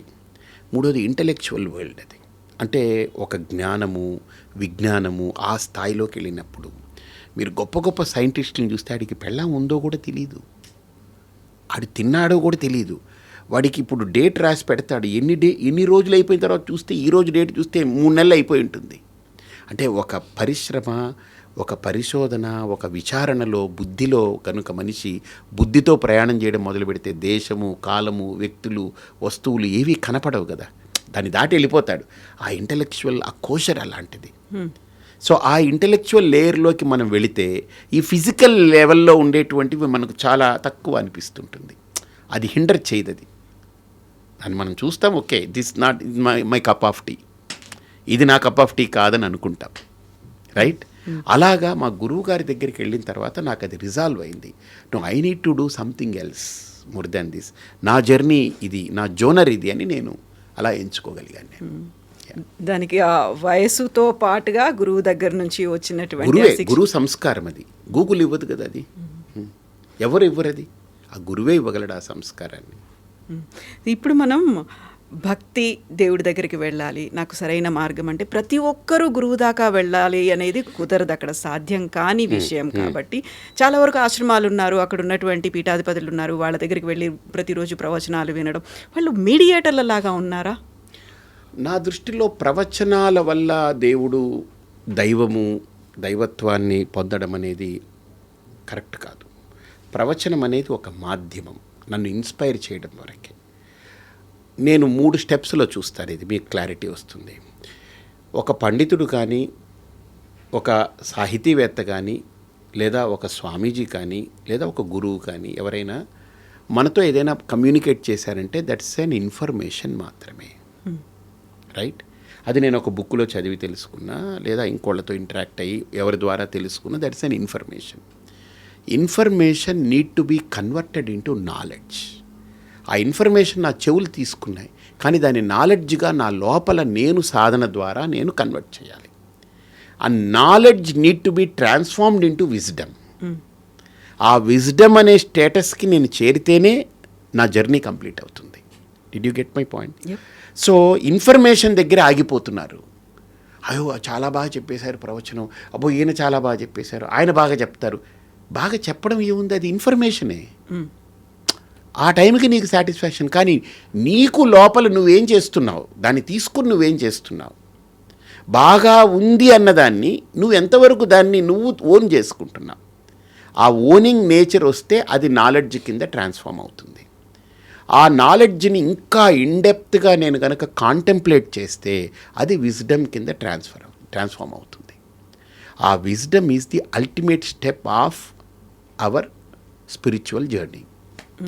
ఎనీథింగ్ ఆ విజ్డమ్కి ట్రాన్స్ఫార్మ్ అవ్వకపోతే స్పిరిచువల్ జర్నీ కంప్లీట్ కాదు. అది విజ్డమ్ అంటే ఏంటి తెలుగులో మనం చెప్తే, నాలెడ్జ్ అంటే జ్ఞానం, అందరికీ తెలుసు. ఇన్ఫర్మేషన్ అంటే సమాచారం, అది అందరికీ తెలుసు. ఇప్పుడు ఒక గురువు కానీ, ఒక పండితుడు కానీ, లేదా ఒక టీవీ ద్వారా కానీ, ఏదైనా ఒక మాధ్యమాల ద్వారా, ఒక పుస్తకం ద్వారా నాకు ఏదైనా ఒక విషయం అందింది అని అంటే అది ఇన్ఫర్మేషన్, సమాచారం. కానీ అది కాదు, అది నా పరిపూర్ణత్వం కాదు, అది నా ఎండ్ కాదు అది. సో ఆ ఇన్ఫర్మేషన్ నాలోకి వెళ్ళి అది నాకు నచ్చినప్పుడు నేను దాన్ని తీసుకుని దాన్ని పదే పదే దాన్ని నేను రెవల్ అవుతున్నప్పుడు నాలో దాని పట్ల ఒక వీప్స అంటారు, అంటే ఒక రకమైన ప్యాషన్ పుడుతుంది. నేను దాన్ని ఫాలో అవ్వాలి, దాన్ని ఇంకా తెలుసుకోవాలి, దాంట్లో నేను ఇంకా ఒక అవేర్నెస్ పెరగాలనేటువంటిది పుడుతుంది. ఆ పుట్టడమే జ్ఞానం అనేది, అది జ్ఞానానికి దారి తీస్తుంది. ఇంకా మోర్ అబౌట్ దట్ నేను ఎలివేట్ అవుతాను. అయ్యేటప్పటికి ఇంకా నాకేమనిపిస్తుందంటే నో దీని డీపర్ సెన్స్ వేరుగా ఉంది, దీని ఇన్నర్ సెన్స్ వేరుగా ఉంది. ఇప్పుడు ఎగ్జాంపుల్ చెప్పాలంటే పరిపూర్ణానంద అంటే నన్ను చూశారనుకోండి, నన్ను చూడగానే మీరు రికగ్నైజ్ చేశారు ఓ పరిపూర్ణానంద అని. ఇప్పుడు పరిపూర్ణానంద ఏంటి అని తెలుసుకోవాలనుకోండి, మీరు కొంతసేపు కూర్చొని చర్చించాలి, నాతో టైం స్పెండ్ చేయాలి, రైట్? టైం స్పెండ్ చేస్తే ఇప్పుడు పరిపూర్ణానంద ఏంటని తెలుస్తుంది. అసలు పరిపూర్ణానంద ఏంటి తెలియాలనుకోండి, మీరు చాలా డీప్గా ఇన్వాల్వ్ అవ్వాలి, చాలా లోతుగా ఆలోచన చేయాలి కదా, అప్పుడు తెలుస్తుంది. అప్పుడు మనం మాట్లాడుకున్నా, కలిసి ప్రయాణం చేస్తున్నా నా డెప్త్ ఏంటనేది మీకు అర్థమవుతుంది. ఇప్పుడు అప్పర్ సర్ఫేస్ పైన వరకు చూసి బాగున్నారండి, పర్లేదు, ఓకే, ఏంటోనండి కొంచెం పాడైపోయారు, ఏదో కొద్దిగా డల్గా ఉన్నారు, అదంతా పైన సర్ఫేస్ చూస్తాం. కానీ లోపల ఫేస్ చూడాలంటే, ఇంటర్ఫేస్ చూడాలి అని అంటే you need to enter into it, లోపలికి వెళ్ళాలి, కొద్దిగా టైం స్పెండ్ చేయాలి. అలాగనే ఒక విషయం మనకు సమాచారం అందితే ఎవరి వల్లైనా అది సమాచారాన్ని అందజేయడం వరకే వాళ్ళ బాధ్యత. తర్వాత ఆ సమాచారాన్ని తీసుకున్న మనము లోపల విచారణ చేస్తే అది జ్ఞానంగా పరిణమవుతుంది. ఆ జ్ఞానాన్ని మనం కనుక నిధిధ్యాసన చేస్తే, కాంటెంప్లేట్ చేయడం మొదలు పెడితే, దాంట్లో ఇన్డెప్త్కి వెళితే అక్కడి నుంచి మనకు అది డెలివర్ చేస్తుంది లోపల. ఆ delivering of that goods, that is what wisdom is. దాన్ని ప్రజ్ఞానము అన్నారు, ప్రజ్ఞ అన్నారు. ప్రజ్ఞ అనే పదం విన్నారు కదా, ఆ ప్రజ్ఞ అనేది అందరికీ ఓపెన్ అవ్వదు. ఆ ప్రజ్ఞ ఓపెన్ అవ్వాలి అని అంటే దానికి తగ్గ సాధన జరగాలి. కాబట్టి దానికి ప్రిలిమినరీ స్టెప్స్ వరకు యూ కెన్ గ్యాదర్ ఇన్ఫర్మేషన్. ఒక వ్యక్తి దగ్గర కావచ్చు, ఒక టీవీ మాధ్యమం కావచ్చు, ఇప్పుడు iDream కావచ్చు, లేకపోతే XYZ అని social media platform, are paper కావచ్చు, ఒక బుక్ కావచ్చు, ఒక పర్సన్ కావచ్చు, ఎనీథింగ్. కాబట్టి ఈ స్టేజెస్లో ఉంటుంది. ఇది మనం ఏది ఇగ్నోర్ చేయకూడదు. వీళ్ళు అక్కర్లేదు అని అక్కర్లేదు, ఏమో వాళ్ళు చెప్పేది ఒక్కొక్కసారి నేను వేరే పనిలో ఉంటాను, ఒక మాట నేను విని ఇన్స్పైర్ అయిపోతాను. ఒక పదంతో నా లైఫ్లో ఏదో ఒక ఐడియా జీవితాన్నే మారుస్తుందని ఎంత పెద్ద గొప్ప అడ్వర్టైజ్మెంట్ అది. నాకు నిజంగా నచ్చింది. చాలా సింపుల్గా చెప్పారు అది. గొప్ప వాక్యాన్ని ఒక్క లైన్లో చెప్పేశారు. ఒక ఐడియా మీ జీవితాన్ని మారుస్తుంది. నిజంగా అది ఎవరు ఆ స్టేట్మెంట్ కనిపెట్టి ఇచ్చారో కానీ కోట్ల రూపాయలు ఆ అడ్వర్టైజ్మెంట్ మేకర్కి ఇచ్చినా కూడా అది తక్కువే. చాలా గొప్ప కాన్సెప్ట్ అది. నాకు నచ్చింది అది. అలాగా you cannot ignore at any step, at any level. ఇప్పుడు మీరు అన్నారు ఇన్నర్ సెన్స్ తెలుసుకోవాలి, డీప్గా వెళ్ళాలి అని అంటే భగవంతుడు ఎవరో తెలుసుకోవాలి అంటే ప్రతి ఒక్కరూ మీలాగా అంత డీప్గా వెళ్ళాల్సిన అవసరం లేదు. నేను దేవుడు గుడికి వెళ్తున్నానా, పండగలప్పుడు పూజ చేసుకుంటున్నానా, నేను అందరితో కలిసి సెలబ్రేట్ చేసుకుంటున్నానా, నాకు కుదిరినప్పుడు వెళ్ళి దండం పెట్టుకొని వస్తున్నానా, అది భక్తి, అది సరిపోతుంది కదా. ప్రతి ఒక్కరూ అంత డీప్గా వెళ్ళి తెలుసుకోవాల్సినటువంటి అవసరం. ఆధ్యాత్మిక మార్గం అంటే ఇవన్నీ చేస్తేనే ఆధ్యాత్మిక మార్గమా, లేకపోతే నేను వెళ్ళాను దండం పెట్టుకొని వచ్చాను, నా బర్త్డేనో నా మ్యారేజ్ డేనో ఇంకోటో ఉంది, పండుగ రోజు ఉంది, అది సరిపోదంటారా? ఇప్పుడు మీ ఇంట్లో పెళ్లి జరుగుతుంది, మీరే నాకు ఆన్సర్ చెప్పాలి దీనికి, మీరు అడిగిన దానికి. నేను మీకు ఒక కౌంటర్ క్వశ్చన్ వేస్తాను. మీ ఇంట్లో మీ పాప ఉంది, పాపకు పెళ్లి చేస్తున్నారు అనుకుంటాను. ఇప్పుడు నన్ను పిలిచారు, స్వామీజీ మీరు రావాలని పిలిచారు. అంటే నేను జనరల్గా వెళ్ళని పెళ్ళిళ్ళకి ఎప్పుడు వెళ్ళకూడదు, మేము నన్ను పిలిచారు అనుకున్నాను. నేను వచ్చాను. వచ్చమ్మా మంచిదమ్మా అని ఏదో నాకు తోచిన గిఫ్ట్ ఇచ్చాను, వెళ్ళాను. మీ చెల్లెలకి చెప్పారు, మీ సొంత చెల్లెలు, ఆవిడికి చెప్పారు, మీ అమ్మకు చెప్పారు. ఇప్పుడు నన్ను మీరు రిసీవ్ చేసుకునేదానికి వాళ్ళు ఉండేదానికి ఏమిటి తేడా? పెళ్ళిలో they are part of you. ఒక ఫ్యామిలీ కాదు, they are part of you. మీ చెల్లెలంటే ఆవిడ మీ పాపకి పిన్ని, మీరు అమ్మ అయితే ఆవిడ పిన్ని, అంటే చిన్నమ్మ, అంటే మీరు అమ్మ అయితే ఆవిడ చిన్న తల్లి, అంతే కదా. మీరు అమ్మ, మీ అమ్మ ఆవిడకి ఏమవుతుంది? అమ్మ అంటే ఎంత కనెక్షన్ ఉంది అక్కడ కదా. వాళ్ళు ఎలా వస్తారు? నాలాగా చుట్టం చూపులాగా వచ్చి వెళ్ళిపోతారా? కాదు కదా. Do expect that behaviour? No. వాళ్ళు ఉండాలి, నాతో ఉండాలి, నా కూతురితో ఉండాలి, నా కూతురికి అన్నీ చెప్పాలి, నేను ఫోకస్ చేయలేని ఏరియాస్ అన్నీ వాళ్ళు నా కూతురితోటి కనెక్ట్ అవ్వాలి అని కోరుకుంటారు కదా. ఎందుకని? వాళ్ళు they are connected to you. అలాగా దేవుడితో ఇప్పుడు నాలాగా పిలిస్తే ఒక గెస్ట్ లాగా వచ్చి దండం పెట్టుకుని పూజ చేసి, హాయ్ భగవంతుడా బాగున్నావా, నేను బాగున్నాను, నీ బ్లెస్సింగ్స్ కావాలని వెళ్ళిపోవడం వేరు. ఇప్పుడు మీ అమ్మ మీ చెల్లిలాగా మీ కూతురు పెళ్ళిలో కనెక్ట్ అయిపోయి వాళ్ళు పూర్తిగా ఇన్వాల్వ్ అయినట్టుగా ఆ దైవంతోటే కనెక్ట్ అయ్యేటువంటి వాళ్ళు ఎవరైతే అనుకుంటారో వాళ్ళకు ఒక పాత్ కావాలిగా. పెళ్ళికి అలాంటి వాళ్ళని పిలుస్తాం, వీళ్ళకి చెప్తాం. వాళ్ళు పిలవం, వాళ్ళంతటా వాళ్ళే వస్తారు, వాళ్ళే ఇన్వాల్వ్ అయిపోతారు కదా. ఇప్పుడు నన్ను మీరు పిలవాలి, నేను వస్తాను, పలకరిస్తారు, మంచిది అనుకుంటాం, వెళ్ళిపోతాం. కానీ వాళ్ళు అలా కాదుగా, వచ్చారు పోయారు, ఆయారం గయారం రిలేషన్ కాదు కదా అది. That's more stronger than anything else, right? కాబట్టి దైవం అనేటువంటి దాంతో మనం వెళ్ళాము, దండం పెట్టుకున్నాము, వచ్చేసాము, ఇది భక్తి, సింపుల్ భక్తి, ఇందులో ఏమీ ఇదేం లేదు. ఇది ఆధ్యాత్మికత అని చెప్పొద్దు. ఆధ్యాత్మికత అంటే దైవంతో కనెక్ట్ అయ్యి, ఇప్పుడు నేను దైవం దగ్గరికి వెళ్ళాను, ఎందుకని వెళ్ళాను, పండగ చెప్పారు వెళ్ళాను, పూజ నేను చెయ్యాలి చేస్తున్నాను. కానీ ఆధ్యాత్మికత అంటే నాకు దేవుడు కావాలి, ఈ పనులు కాదు, ఇవన్నీ కర్మలు క్రియలు, కానీ నాకు దేవుడు కావాలి. పూజ అంటే ఏంటి? నేను దేవుడిని ఎదురుగుండా పెట్టుకుని నేను పూలు వేసేస్తాను, నేను గంట వాయిస్తాను, హారతిస్తాను, మంత్రం చదువుతాను, దండం పెట్టుకుంటాను, ప్రసాదం పెడతాను, నేను తింటాను, 10 మందికి పంచుతాను. పండగప్పుడు గుడికి వెళ్తాను, ఇంట్లో పండగ చేసుకుంటాం, పిండి వంటలు చేసుకుంటాం, కొత్త బట్టలు వేసుకుంటాం, ఇవన్నీ జస్ట్ యాక్టివిటీస్. బట్ నాకు దేవుడు అనేది యాక్టివిటీ కాదు. Beyond these activities something else. His source, his power source ఆయన. నేను దానికి కనెక్ట్ అవ్వాలి అనుకున్నప్పుడు ఆ దానికి వేసేటువంటి మార్గమే ఆధ్యాత్మికత. అక్కడ యాక్టివిటీస్తో పని లేదు. యాక్టివిటీస్ ఉండవని కాదు, యాక్టివిటీస్ కంటే ఇంకా అతీతమైనది అది, బియాండ్ ఏదో ఉంది. Activities are good, pious, they connect you. కానీ మనము ఇంకా డీప్ రూట్స్తో కనెక్ట్ అవ్వాలి, నాట్ విత్ దీస్ యాక్టివిటీస్ అనుకున్నప్పుడు then you should relate with that. ఇప్పుడు నేను చుట్టం చూపుగా రావాలి మీకు పెళ్ళికి అని కాకుండా, కవిత గారు అమ్మాయి పెళ్ళి కదా, పాప ఆవిడ ఎంతో సర్వీస్ చేసింది, ఓ ఛానల్లో గొప్పగా వర్క్ చేసింది, ఎన్నో ఇన్ఫర్మేషన్స్ ఇచ్చింది, ఆవిడ జీవితంలో ఎన్నో ఒక సమాజానికి ఉపయోగపడ్డ వ్యక్తి కదా. నేను ఆ పెళ్ళికి ఏదో చుట్టం చూపుగా కాదు, నేను వెళ్ళి ఇన్వాల్వ్ అయ్యి చేయాలనుకుంటే అప్పుడు నేను ఎలా ఉండాలి మీతోటి? మీరు నన్ను అలా పిలవకుండా మీరు రాకపోతే కుదరదు, మీరు రావాలి, మీరు ఇందులో బాధ్యత తీసుకోవాలి అని మీరు నాకు చెప్పక్కర్లేని విధంగా నేను మీతో కనెక్ట్ అయి ఉండాలి. వస్తాను కదా అప్పుడు. ఆ కనెక్టివిటీ ఉంటే ఆ పాత్, ఆ కనెక్టివిటీ లేదంటే చుట్టం చూపుగా రావడం పోవడం అంతే. అంత కనెక్టివిటీ పెంచుకోవాలి అనుకుంటే I have to cut many things around me. That is the problem. That is the problem. ఇప్పుడు మీ అమ్మాయి పెళ్ళికి నేను బాగా డీప్గా ఇన్వాల్వ్ అయ్యి, ఎగ్జాంపుల్ చెప్తున్నా, కనెక్ట్ అయ్యి నేను మీతో, అంటే మీరు ఏదైతే సర్వీస్ రెండర్ చేశారో దానికి దీనికి ఫీల్ అయ్యి, ఒక కవిత గారు అంటే ఓకే నాకు ఒక మంచి anchor, she led her life like this, I should be there for her అని అనుకున్నప్పుడు నేను అన్నీ వదులుకోక్కర్లేదే, నా వ్యవస్థలే వదులుకోక్కర్లేదు. I can spend my time, valuable time.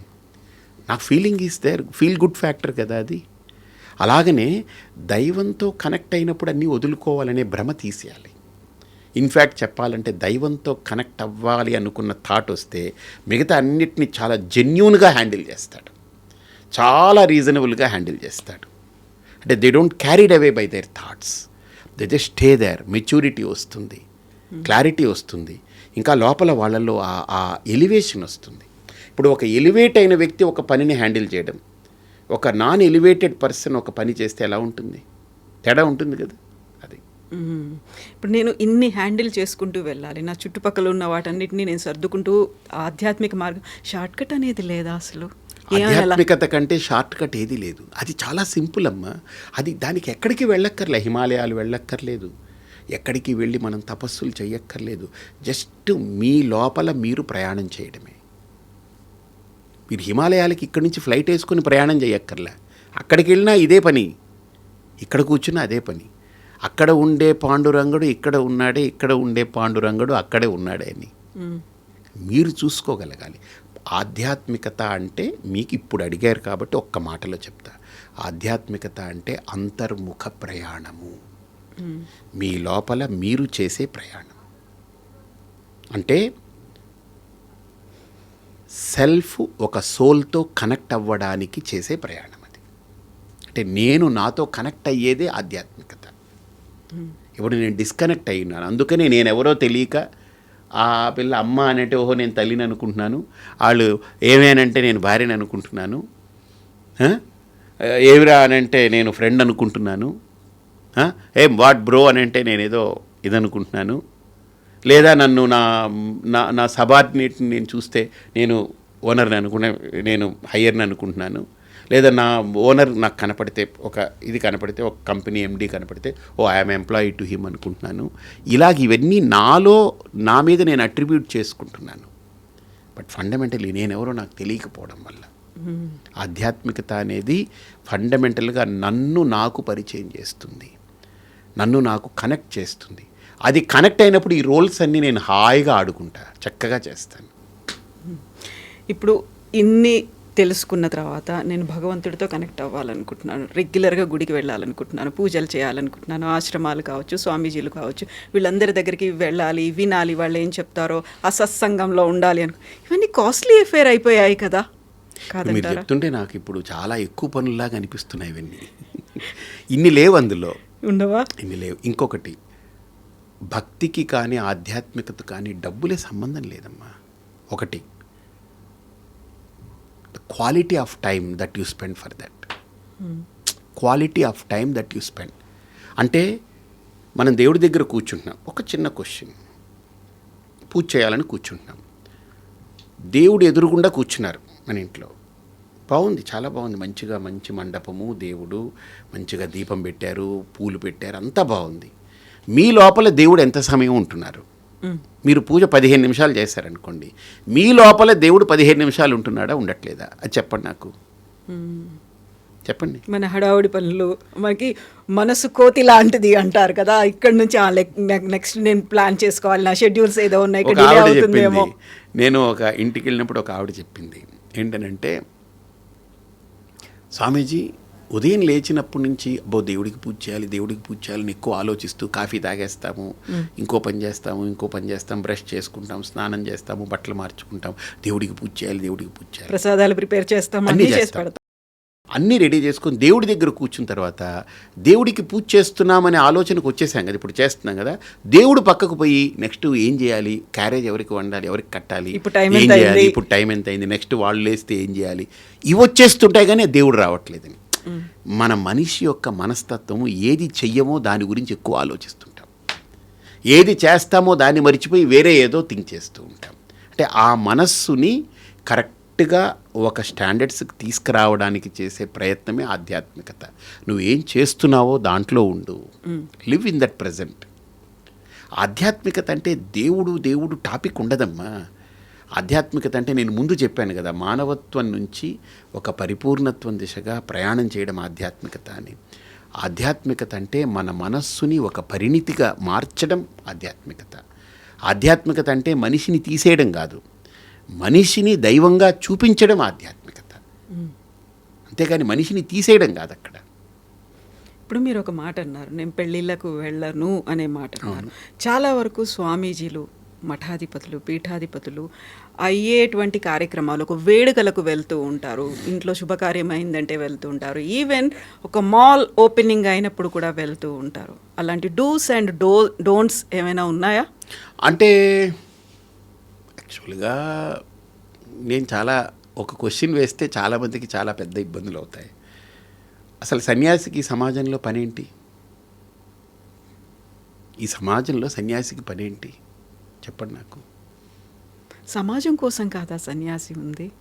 ఒక మంచి ఏంటి, చెడేంటి, ఏది సరైనటువంటి మార్గం అని చెప్పేది కాదా? ఈ సమాజంలో దొంగలు ఉన్నారనుకోండి, మంచోళ్ళు ఉన్నారనుకోండి, దొంగల దగ్గరికి వెళ్ళి నేను చెప్తే ఆడు నన్ను దొంగగా మార్చకపోయినా పర్వాలేదు కానీ ఆడి దొంగతనాన్ని నేను మార్చే ప్రసక్తి కష్టం. ఎగ్జాంపుల్ చెప్తున్నా. మంచివాడి దగ్గరికి వెళ్ళి నేను మంచి చెప్పడం మొదలు పెడితే ఉపయోగం లేదు, వాడు ఆల్రెడీ మంచివాడుగా ఉన్నాడు కదా. కాబట్టి ఇప్పుడు దొంగని నేనేం మార్చలేను, మంచోడిని మార్చాల్సిన పని లేదు. నా ప్రయోజనం ఏంటి? ఈ పండితులు, ఈ ప్రవచనాలు, ఈ స్వామీజీలు, ఈ ఆశ్రమాలు, ఈ మఠాలు, ఎన్ని అవసరం నాకు? ఒక్కొక్కసారి ఉదయాన్నే 2ంటికి లేస్తాను, ఎవ్రీడే 2:30 లేస్తాను, 3 లోపే లేస్తాను. లేచి సూర్యోదయం అయ్యే వరకు కూర్చొని బాగా అనలైజ్ చేసుకుంటాను, విచారణ చేస్తాను. నాకు ఎవ్రీడే అది నన్ను లేపేస్తుంది, ఎవరో కొట్టిలాగా అన్నట్టు లేపుతుంది. నా సిద్ధాంతం ఏంటనంటే అలారం పెడతాను, అలారం నన్ను లేపకూడదు, నేను అలారాన్ని ఆపేయాలి అని పెట్టుకుంటాను. అలారం కంటే నేను ముందు లేస్తాను, లేచి అలారాన్ని ఆపేస్తాను. అలారాన్ని ఆపే ప్రక్రియ కోసం అంటే నా మైండ్ షార్ప్నెస్, అంటే నేను ఎప్పుడు పరీక్షించుకుంటానంటే నా మైండ్ నాకు షార్ప్నెస్ తగ్గింది అని అంటే అక్కడ అలారం మోగుతున్నా కూడా లేవలేని పరిస్థితి ఉంటే నా మైండ్ షార్ప్నెస్ తగ్గిందని అర్థం. ఏదో సంథింగ్ నేను అంటే అదొక టెస్టింగ్ అనమాట, టెస్టింగ్ టూల్ లాగా. అలారం పెడతాను, దానికంటే ముందే లేస్తాను. ఒక్కొక్కసారి బాగా లేటుగా పడుకున్నా అలారం మోగడానికి 3 నిమిషాల ముందు 2 నిమిషాల ముందో లేస్తాను. మరీ అరగంట గంట కాకపోయినా రోజు లేస్తాను నేను. కాబట్టి లేచినప్పుడు నేను చాలా సందర్భాల్లో ప్రశ్నించుకుంది ఈ పండితులు, ఈ ప్రవచనాలు, ఈ గ్రంథాలు, తర్వాత స్వామీజీలు, ఈ ఆశ్రమాలు, వీళ్ళు బోధనలు, ఇవన్నీ సమాజానికి అవసరం ఏంటి? అసలు చాలా పెద్ద ప్రశ్న. అసలు ఆ ప్రశ్నకి సమాధానం తెలిస్తే చాలా గొప్పగా ఉంటుంది. అది అన్ని చిక్కుముడులు వీడుతాయి. ఈ సమాజానికి వీళ్ళ పర్పస్ ఏంటనేది తెలియాలి. అప్పుడు ఇందాక మీరు అడిగారు చూసారా, అన్నీ చిన్న పాప్కార్న్స్ లాగా ఎగిరిపోతాయి అవి. ఈ సమాజానికి ఒక సాధువు యొక్క ప్రయోజనం, ఆనాడు రాముడిగా నిలబడ్డాడంటే ఒక సాధువు విశ్వామిత్రుడు, వశిష్ఠుడు, ఋషుల ద్వారా తయారు చేయబడ్డటువంటి వ్యక్తిత్వాలు, ఋషుల యొక్క పెంపకంలో పెరిగినటువంటి రాజులు, రాజవంశాలు, ఋషుల యొక్క మార్గదర్శనంలో నడిచినటువంటి సమాజము, ఆ సమాజం ధార్మిక సమాజంగా ఉండేది. ఈరోజు ఋషులు పోయారు. ఈ సమాజానికి ఏం చేస్తుందో అర్థం కాని పరిస్థితిలోకి వచ్చింది. అందుకనే గురువు గొప్పవాడా, గూగుల్ గొప్పదా అనే పరిస్థితి వచ్చింది. ఇప్పుడు ప్రశ్న వేసుకోవాల్సిన పరిస్థితి. అర్థమైందమ్మా? కాబట్టి గురువు అనేది ఒక చాలా ప్రధానమైన పాత్ర పోషిస్తుంది జీవితంలో. మన జీవితంలో ఏ రిలేషన్షిప్ అయినా సరే మనకు స్ట్రాంగ్గా నిలబడాలి అంటే గురువు అనే ఒక్క రిలేషన్షిప్ కనుక మనకు స్ట్రాంగ్గా ఉంటే, అంటే ఆ గురువు కూడా స్వచ్ఛమైనదై ఉండి నిష్కల్మషమై ఏదీ నా నుండి ఆశించకుండా నన్నుగా గౌరవిస్తూ, ఏదో నా వెనక ఏదో ప్రాపర్టీ ఉందనో, లేదా నేను చాలా పెద్దోన్ననో, ఈయన ముఖ్యమంత్రినో, ఈయన ప్రధానమంత్రినో ఈ తోకలు ఈకలు పెట్టుకోకుండా, ఈ డబ్బు గల్లవాడు వీడు చాలా ఇది అనే ఈ భ్రమలు పెట్టుకోకుండా గురువు ఒక వ్యక్తిని వ్యక్తిగా గౌరవించి వాడిని ఆదరించి ఆ రకమైన ప్రిన్సిపల్స్తో వాడిని సంస్కరిస్తే, వాడికి టచ్ కలిగితే వాడి జీవితంలో అన్ని రిలేషన్స్ కూడా చాలా స్ట్రాంగ్గా నిలబడతాయి. ఎందుకంటే గురువు ఈజ్ ది మెయిన్ స్విచ్. అది అక్కడి నుంచి పాస్ అయ్యేటువంటి ఎనర్జీ అన్నిటినీ స్ట్రెంగ్థెన్ చేస్తుంది. అతను స్ట్రాంగ్గా నిలబడగలడు, కొట్టుకుపోడు దేనికి. ఆ గురుబలం అలాంటిది. మీరు అస్ట్రాలజీలో ఒక మాట చెప్తారు, జ్యోతిష్యంలో మీకు పూర్తిగా పరిచయం ఉండకపోవచ్చు, కొద్దిగా మీరు నమ్మొచ్చు, అది వేరే విషయం. జ్యోతిష్యంలో గురుబలం లేకపోతే ఎన్ని గ్రహాల బలాలున్నా గురుబలం చాలా ముఖ్యమంటారు. ఎందుకంటే గురుబలం ఉండి మిగతా ఏ గ్రహాలు వక్రించినా ఇంతైనా గురు అనుగ్రహంతో ఎక్కడో చోట కాపాడబడతాడు. గురుబలం లేకుండా ఏ గ్రహం బాగున్నా ఆ గ్రహం వచ్చినప్పుడు పైకి ఎత్తుతుంది, విర్రవీగిపోతాడు, కళ్ళు నెత్తికెక్కిపోతాయి, వాడికి అహంకారం వచ్చేస్తుంది, నాలాంటోడు లేడనుకుంటాడు, హిరణ్యాక్షుడు హిరణ్యకశిపుల్లాగా. తర్వాత కింద కూలుతాడు వాడు. వాడిని కాపాడే వ్యక్తి ఉండరు. సమాజం కూడా ఎలాంటిదంటే ఎగురుతున్నప్పుడు వీడు ఎగిరాడు బాగానే, ఇప్పుడు పడ్డాడు కింద పడ్డాడని సమాజం కూడా నవ్వుతుంది, నవ్వుల పాలవుతాం. కాబట్టి గురువు బలం కావాలి, గురువు అనుగ్రహం కావాలి. ఇది నేను సత్యంగా చెప్తున్నానంటే, నేను ఒక సైన్స్ స్టూడెంట్ని, నేనే ఊరికి అల్లాటపాగా మాట్లాడను. ఒక జ్యోతిష్యాన్ని కానీ, జీవితాన్ని కానీ, లేదా ఒక ఆధ్యాత్మిక మార్గాన్ని కానీ నేను కనిపెట్టిన వ్యక్తిగా, దాంట్లో ప్రయాణం చేస్తున్న వ్యక్తిగా చెప్తున్నా. గురు బలం ఉంటేనే ఒక వ్యక్తి జీవితంలో నిలబడగలడు. ఆ గురువు కూడా బరువైన వాడు కాదు. వీడి డబ్బులకో, వీడి పేరుకో, పదవుకో సొల్లుగా అరుచుకునో, లేకపోతే ఇంకోటి చేసో, అంగలార్చో, ఆడు డబ్బు గల్లవాడు వస్తే ఆడికి పిసికేసి డబ్బు లేనివాడిని అలా చూసి ఈ వైషమ్యాలు, ఈ గందరగోళాలు లోపలుంటే ఆ గురువు అనే పదానికి అర్హత లేదు. ఎప్పుడు ఒక్కలాగా ఉండగలగాలి, నిశ్చలత్వమైన స్థితి. ఆ నిశ్చలమైన స్థితిలో ఏది రాని ఏది పోని, ఏది ఉండని ఏది లేకపోని, ఏది కాని ఏది కాకపోని, వాడి స్థితి వాడిది. అలాంటి వ్యక్తి ఈ సమాజానికి ఎంత గొప్ప అవసరం అమ్మా. ఈరోజు సమాజం మొత్తం ఉంటే ఒకలాగా, లేకపోతే ఒకలాగా, అయితే ఒకలాగా, కాకపోతే ఒకలాగా, కుదిరితే ఒకలాగా, కుదరకపోతే ఒకలాగా ఉన్న సమాజానికి కుదిరినా కుదరకపోయినా, అయినా కాకపోయినా, ఉన్నా లేకపోయినా ఒకేలా నిశ్చలంగా నిలబడగలిగి అతని దగ్గరకు వచ్చిన వ్యక్తికి ఆ ఎనర్జీని పాస్ చేయగలిగే వ్యక్తి ఉన్నాడంటే ఎంత గొప్పవాడమ్మా అతను. ఆ వ్యక్తిత్వాలు మనకు చాలా అవసరం ఈరోజు సమాజానికి. ఇప్పుడు మంచివాడు చెడ్డవారి గురించి చెప్పినప్పుడు, మంచి వాళ్ళకి అన్నీ తెలుసు, మీరు చెప్పాల్సిన అవసరం లేదు. చెడ్డవాళ్ళకి ఏది ఫాలో అవరు, మీరు చెప్పినా ప్రయోజనం ఉండదు. అలా చెడు అనే దానికంటే నా అభిప్రాయం, చెడు అనే పదం, మంచి అనే పదం చాలా కాంప్లికేటెడ్ వర్డ్ ఇది. ఎందుకంటే ఎగ్జాంపుల్ చెప్తాను. ఎలా డిఫైన్ చేస్తారు, ఎలా లైన్ గీస్తారు అనేది. ఇప్పుడు నేను ఇక్కడ చాలామంది అంటే ఈ మందు తాగొద్దు, మందు మంచిది కాదని అంటారు కదా.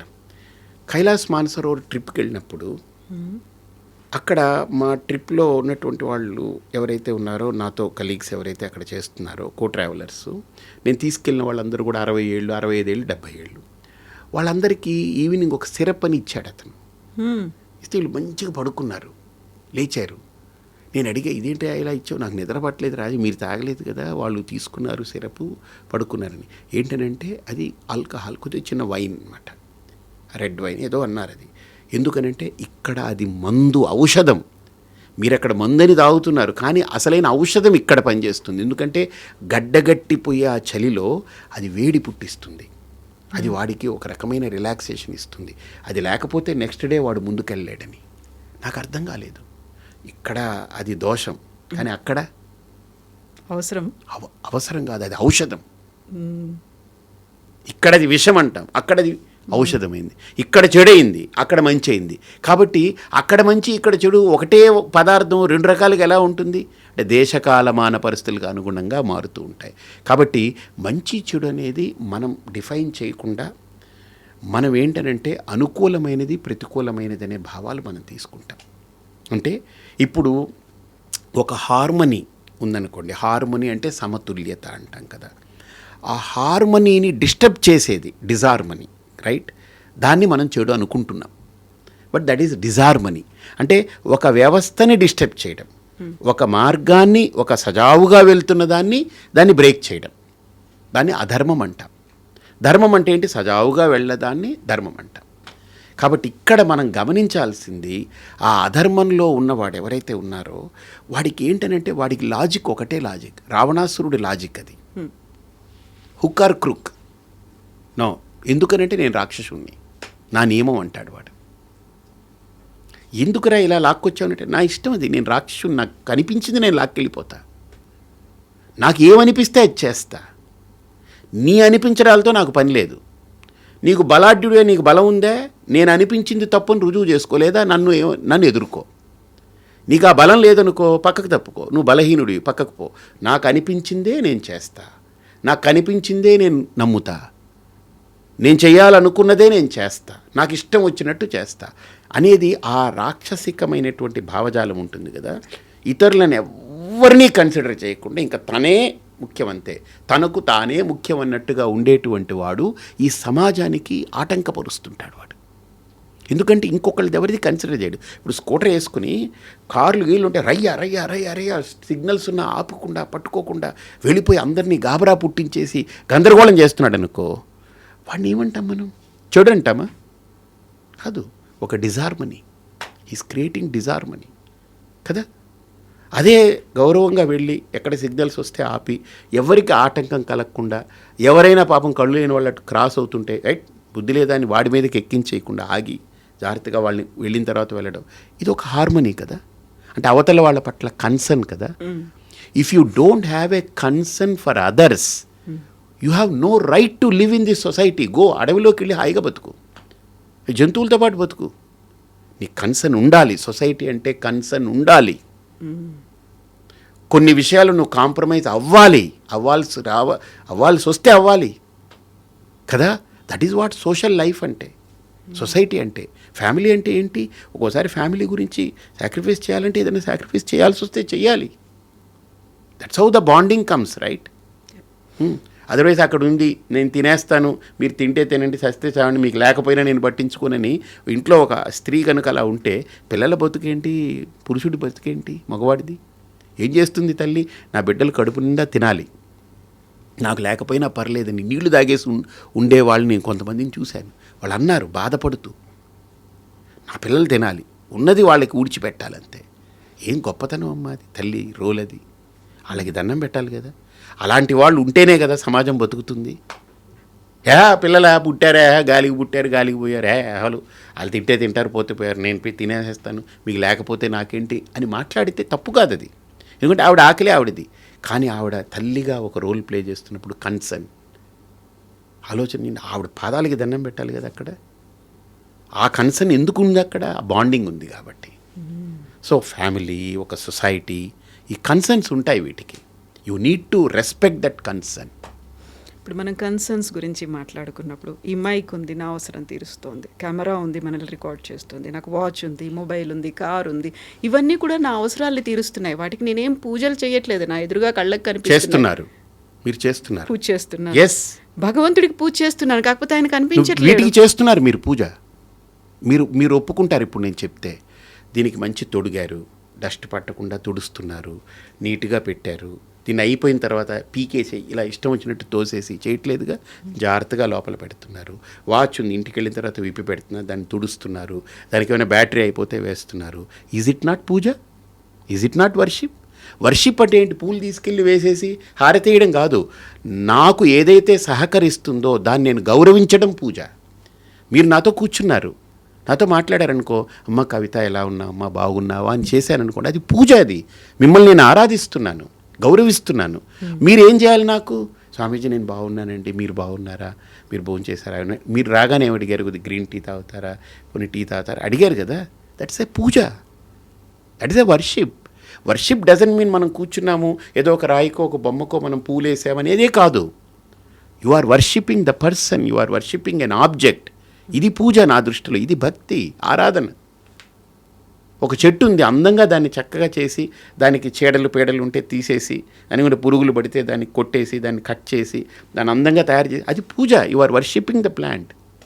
ఇవన్నీ నా ఎదురుగా కళ్ళకి కనిపిస్తున్నాయి. భగవంతుడేమో నాకు కనిపించట్లేదు. అదే కదా విగ్రహ రూపంలో మాత్రమే నేను చూడగలుగుతున్నాను. అదే భక్తి ఆయన అనేది. ఎక్కడున్నాడో తెలియదు, అదే ఎప్పుడు భక్తి. రెస్పాండ్ అవుతాడో తెలియదు. అదే భక్తి.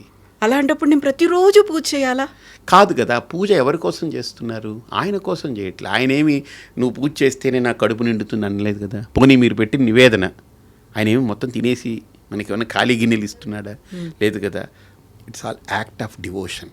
అంటే నేను దైవంతో కనెక్ట్ అవుతున్నాను. అంటే ఎందుకు కనెక్ట్ అవుతున్నానంటే నాకు నా ఆచారం నాకు నేర్పింది ఏంటంటే, కనపడని ఒక ఎలిమెంట్ దైవం అనేది, దానికే ఇన్ని చేస్తున్నావు కదా, కనిపించే వాళ్ళతో కూడా నువ్వు ఇలా బతకరా, ఇలా నేర్చుకో, ఇలా ఉండని చెప్తుంది. మీకు గుర్తుందో లేదో, మన తెలుగు కల్చర్లో ఎస్పెషల్లీ తెలుగు నేల మీద ఎవరైనా ఇంటికి వచ్చారనుకోండి, ఏమండి ఎప్పుడు వచ్చారండి, బాగున్నారా అని ఫస్ట్ అడుగుతాం. కొద్దిగా కాళ్ళు కడుక్కుంటారా అని అంటాం. చేతులు కాళ్ళు కడుక్కొని రండి లోపలికి అంటాం. రాగానే తువాలు ఇస్తాం, తుడుచుకోండి అంటాం. వాళ్ళు కూర్చున్న తర్వాత కొద్దిగా కాఫీయో మజ్జిగో ఇస్తానండి, తాగండి, తర్వాత మీకు నీళ్లు తోడుతాను, స్నానం చేసి కూర్చుంటే భోజనం పెడతానంటాం. వాళ్ళకి ఇవన్నీ చేస్తున్నాం కదా, ఇదే దేవుడికి చేసేది. షోడశ ఉపచారాలు ఇదే మనం మనుషులకి చేస్తున్నాం. ఇదే మనం జంతువులతో కానీ చెట్లతో కానీ ప్రకృతిలో సమస్తమైన వాటితో ఉంటే ఈశ్వరుణ్ణి బొమ్మగా ఆలోచించక్కర్లే. నేను ఎప్పుడు ఒక మాట అంటాను. ఒక ఆవిడ ఇంటి ముందు ఒక పెద్ద చెట్టు ఉంది, అది సూర్యకిరణాలను అడ్డుకుంటా ఉంది.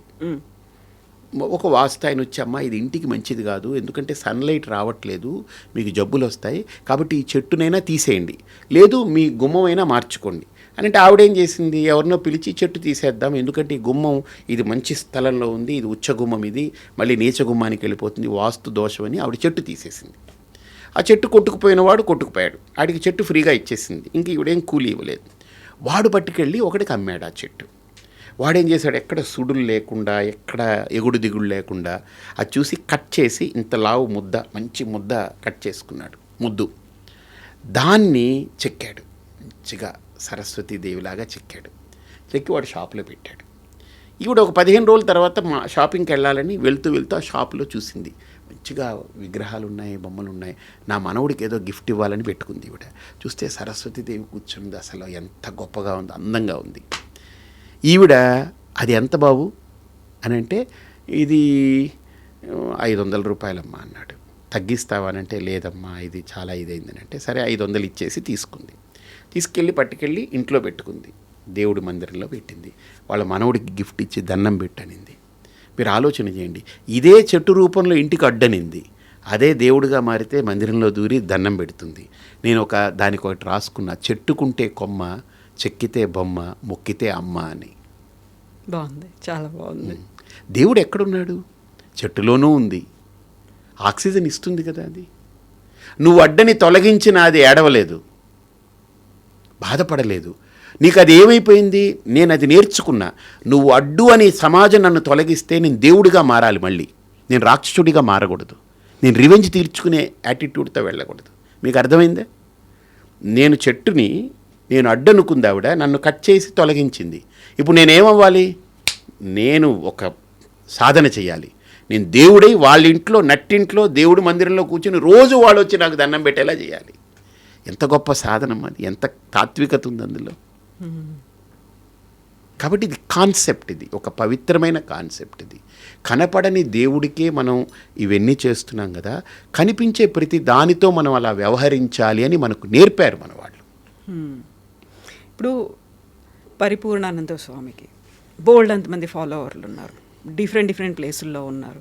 బట్ ఎందుకని కాకినాడని ఎంచుకున్నారు? కాకినాడలోనే శ్రీపీఠం ఏర్పాటు చేశారు, కాకినాడలోనే మహాశాంతి యాగాలు. ఇప్పుడు ప్రధానమంత్రి, భారతదేశం మొత్తానికి ప్రధానమంత్రిగా ఆయన ఢిల్లీలోనే ఎందుకు ఉండాలంటే, ఎక్కడో కేంద్రం ఉండాలి, ఎక్కడో కూర్చోవాలి. అది దేశ రాజధాని అనుకున్నాం, మీరు ఎందుకు కాకినాడని? మీకేం? అదే అంటున్నా, నాకు ఒక ప్లేస్ కావాలి కదా. అక్కడ వాళ్ళు ఆశ్రయం ఇచ్చారు, అక్కడ ఉన్నాను.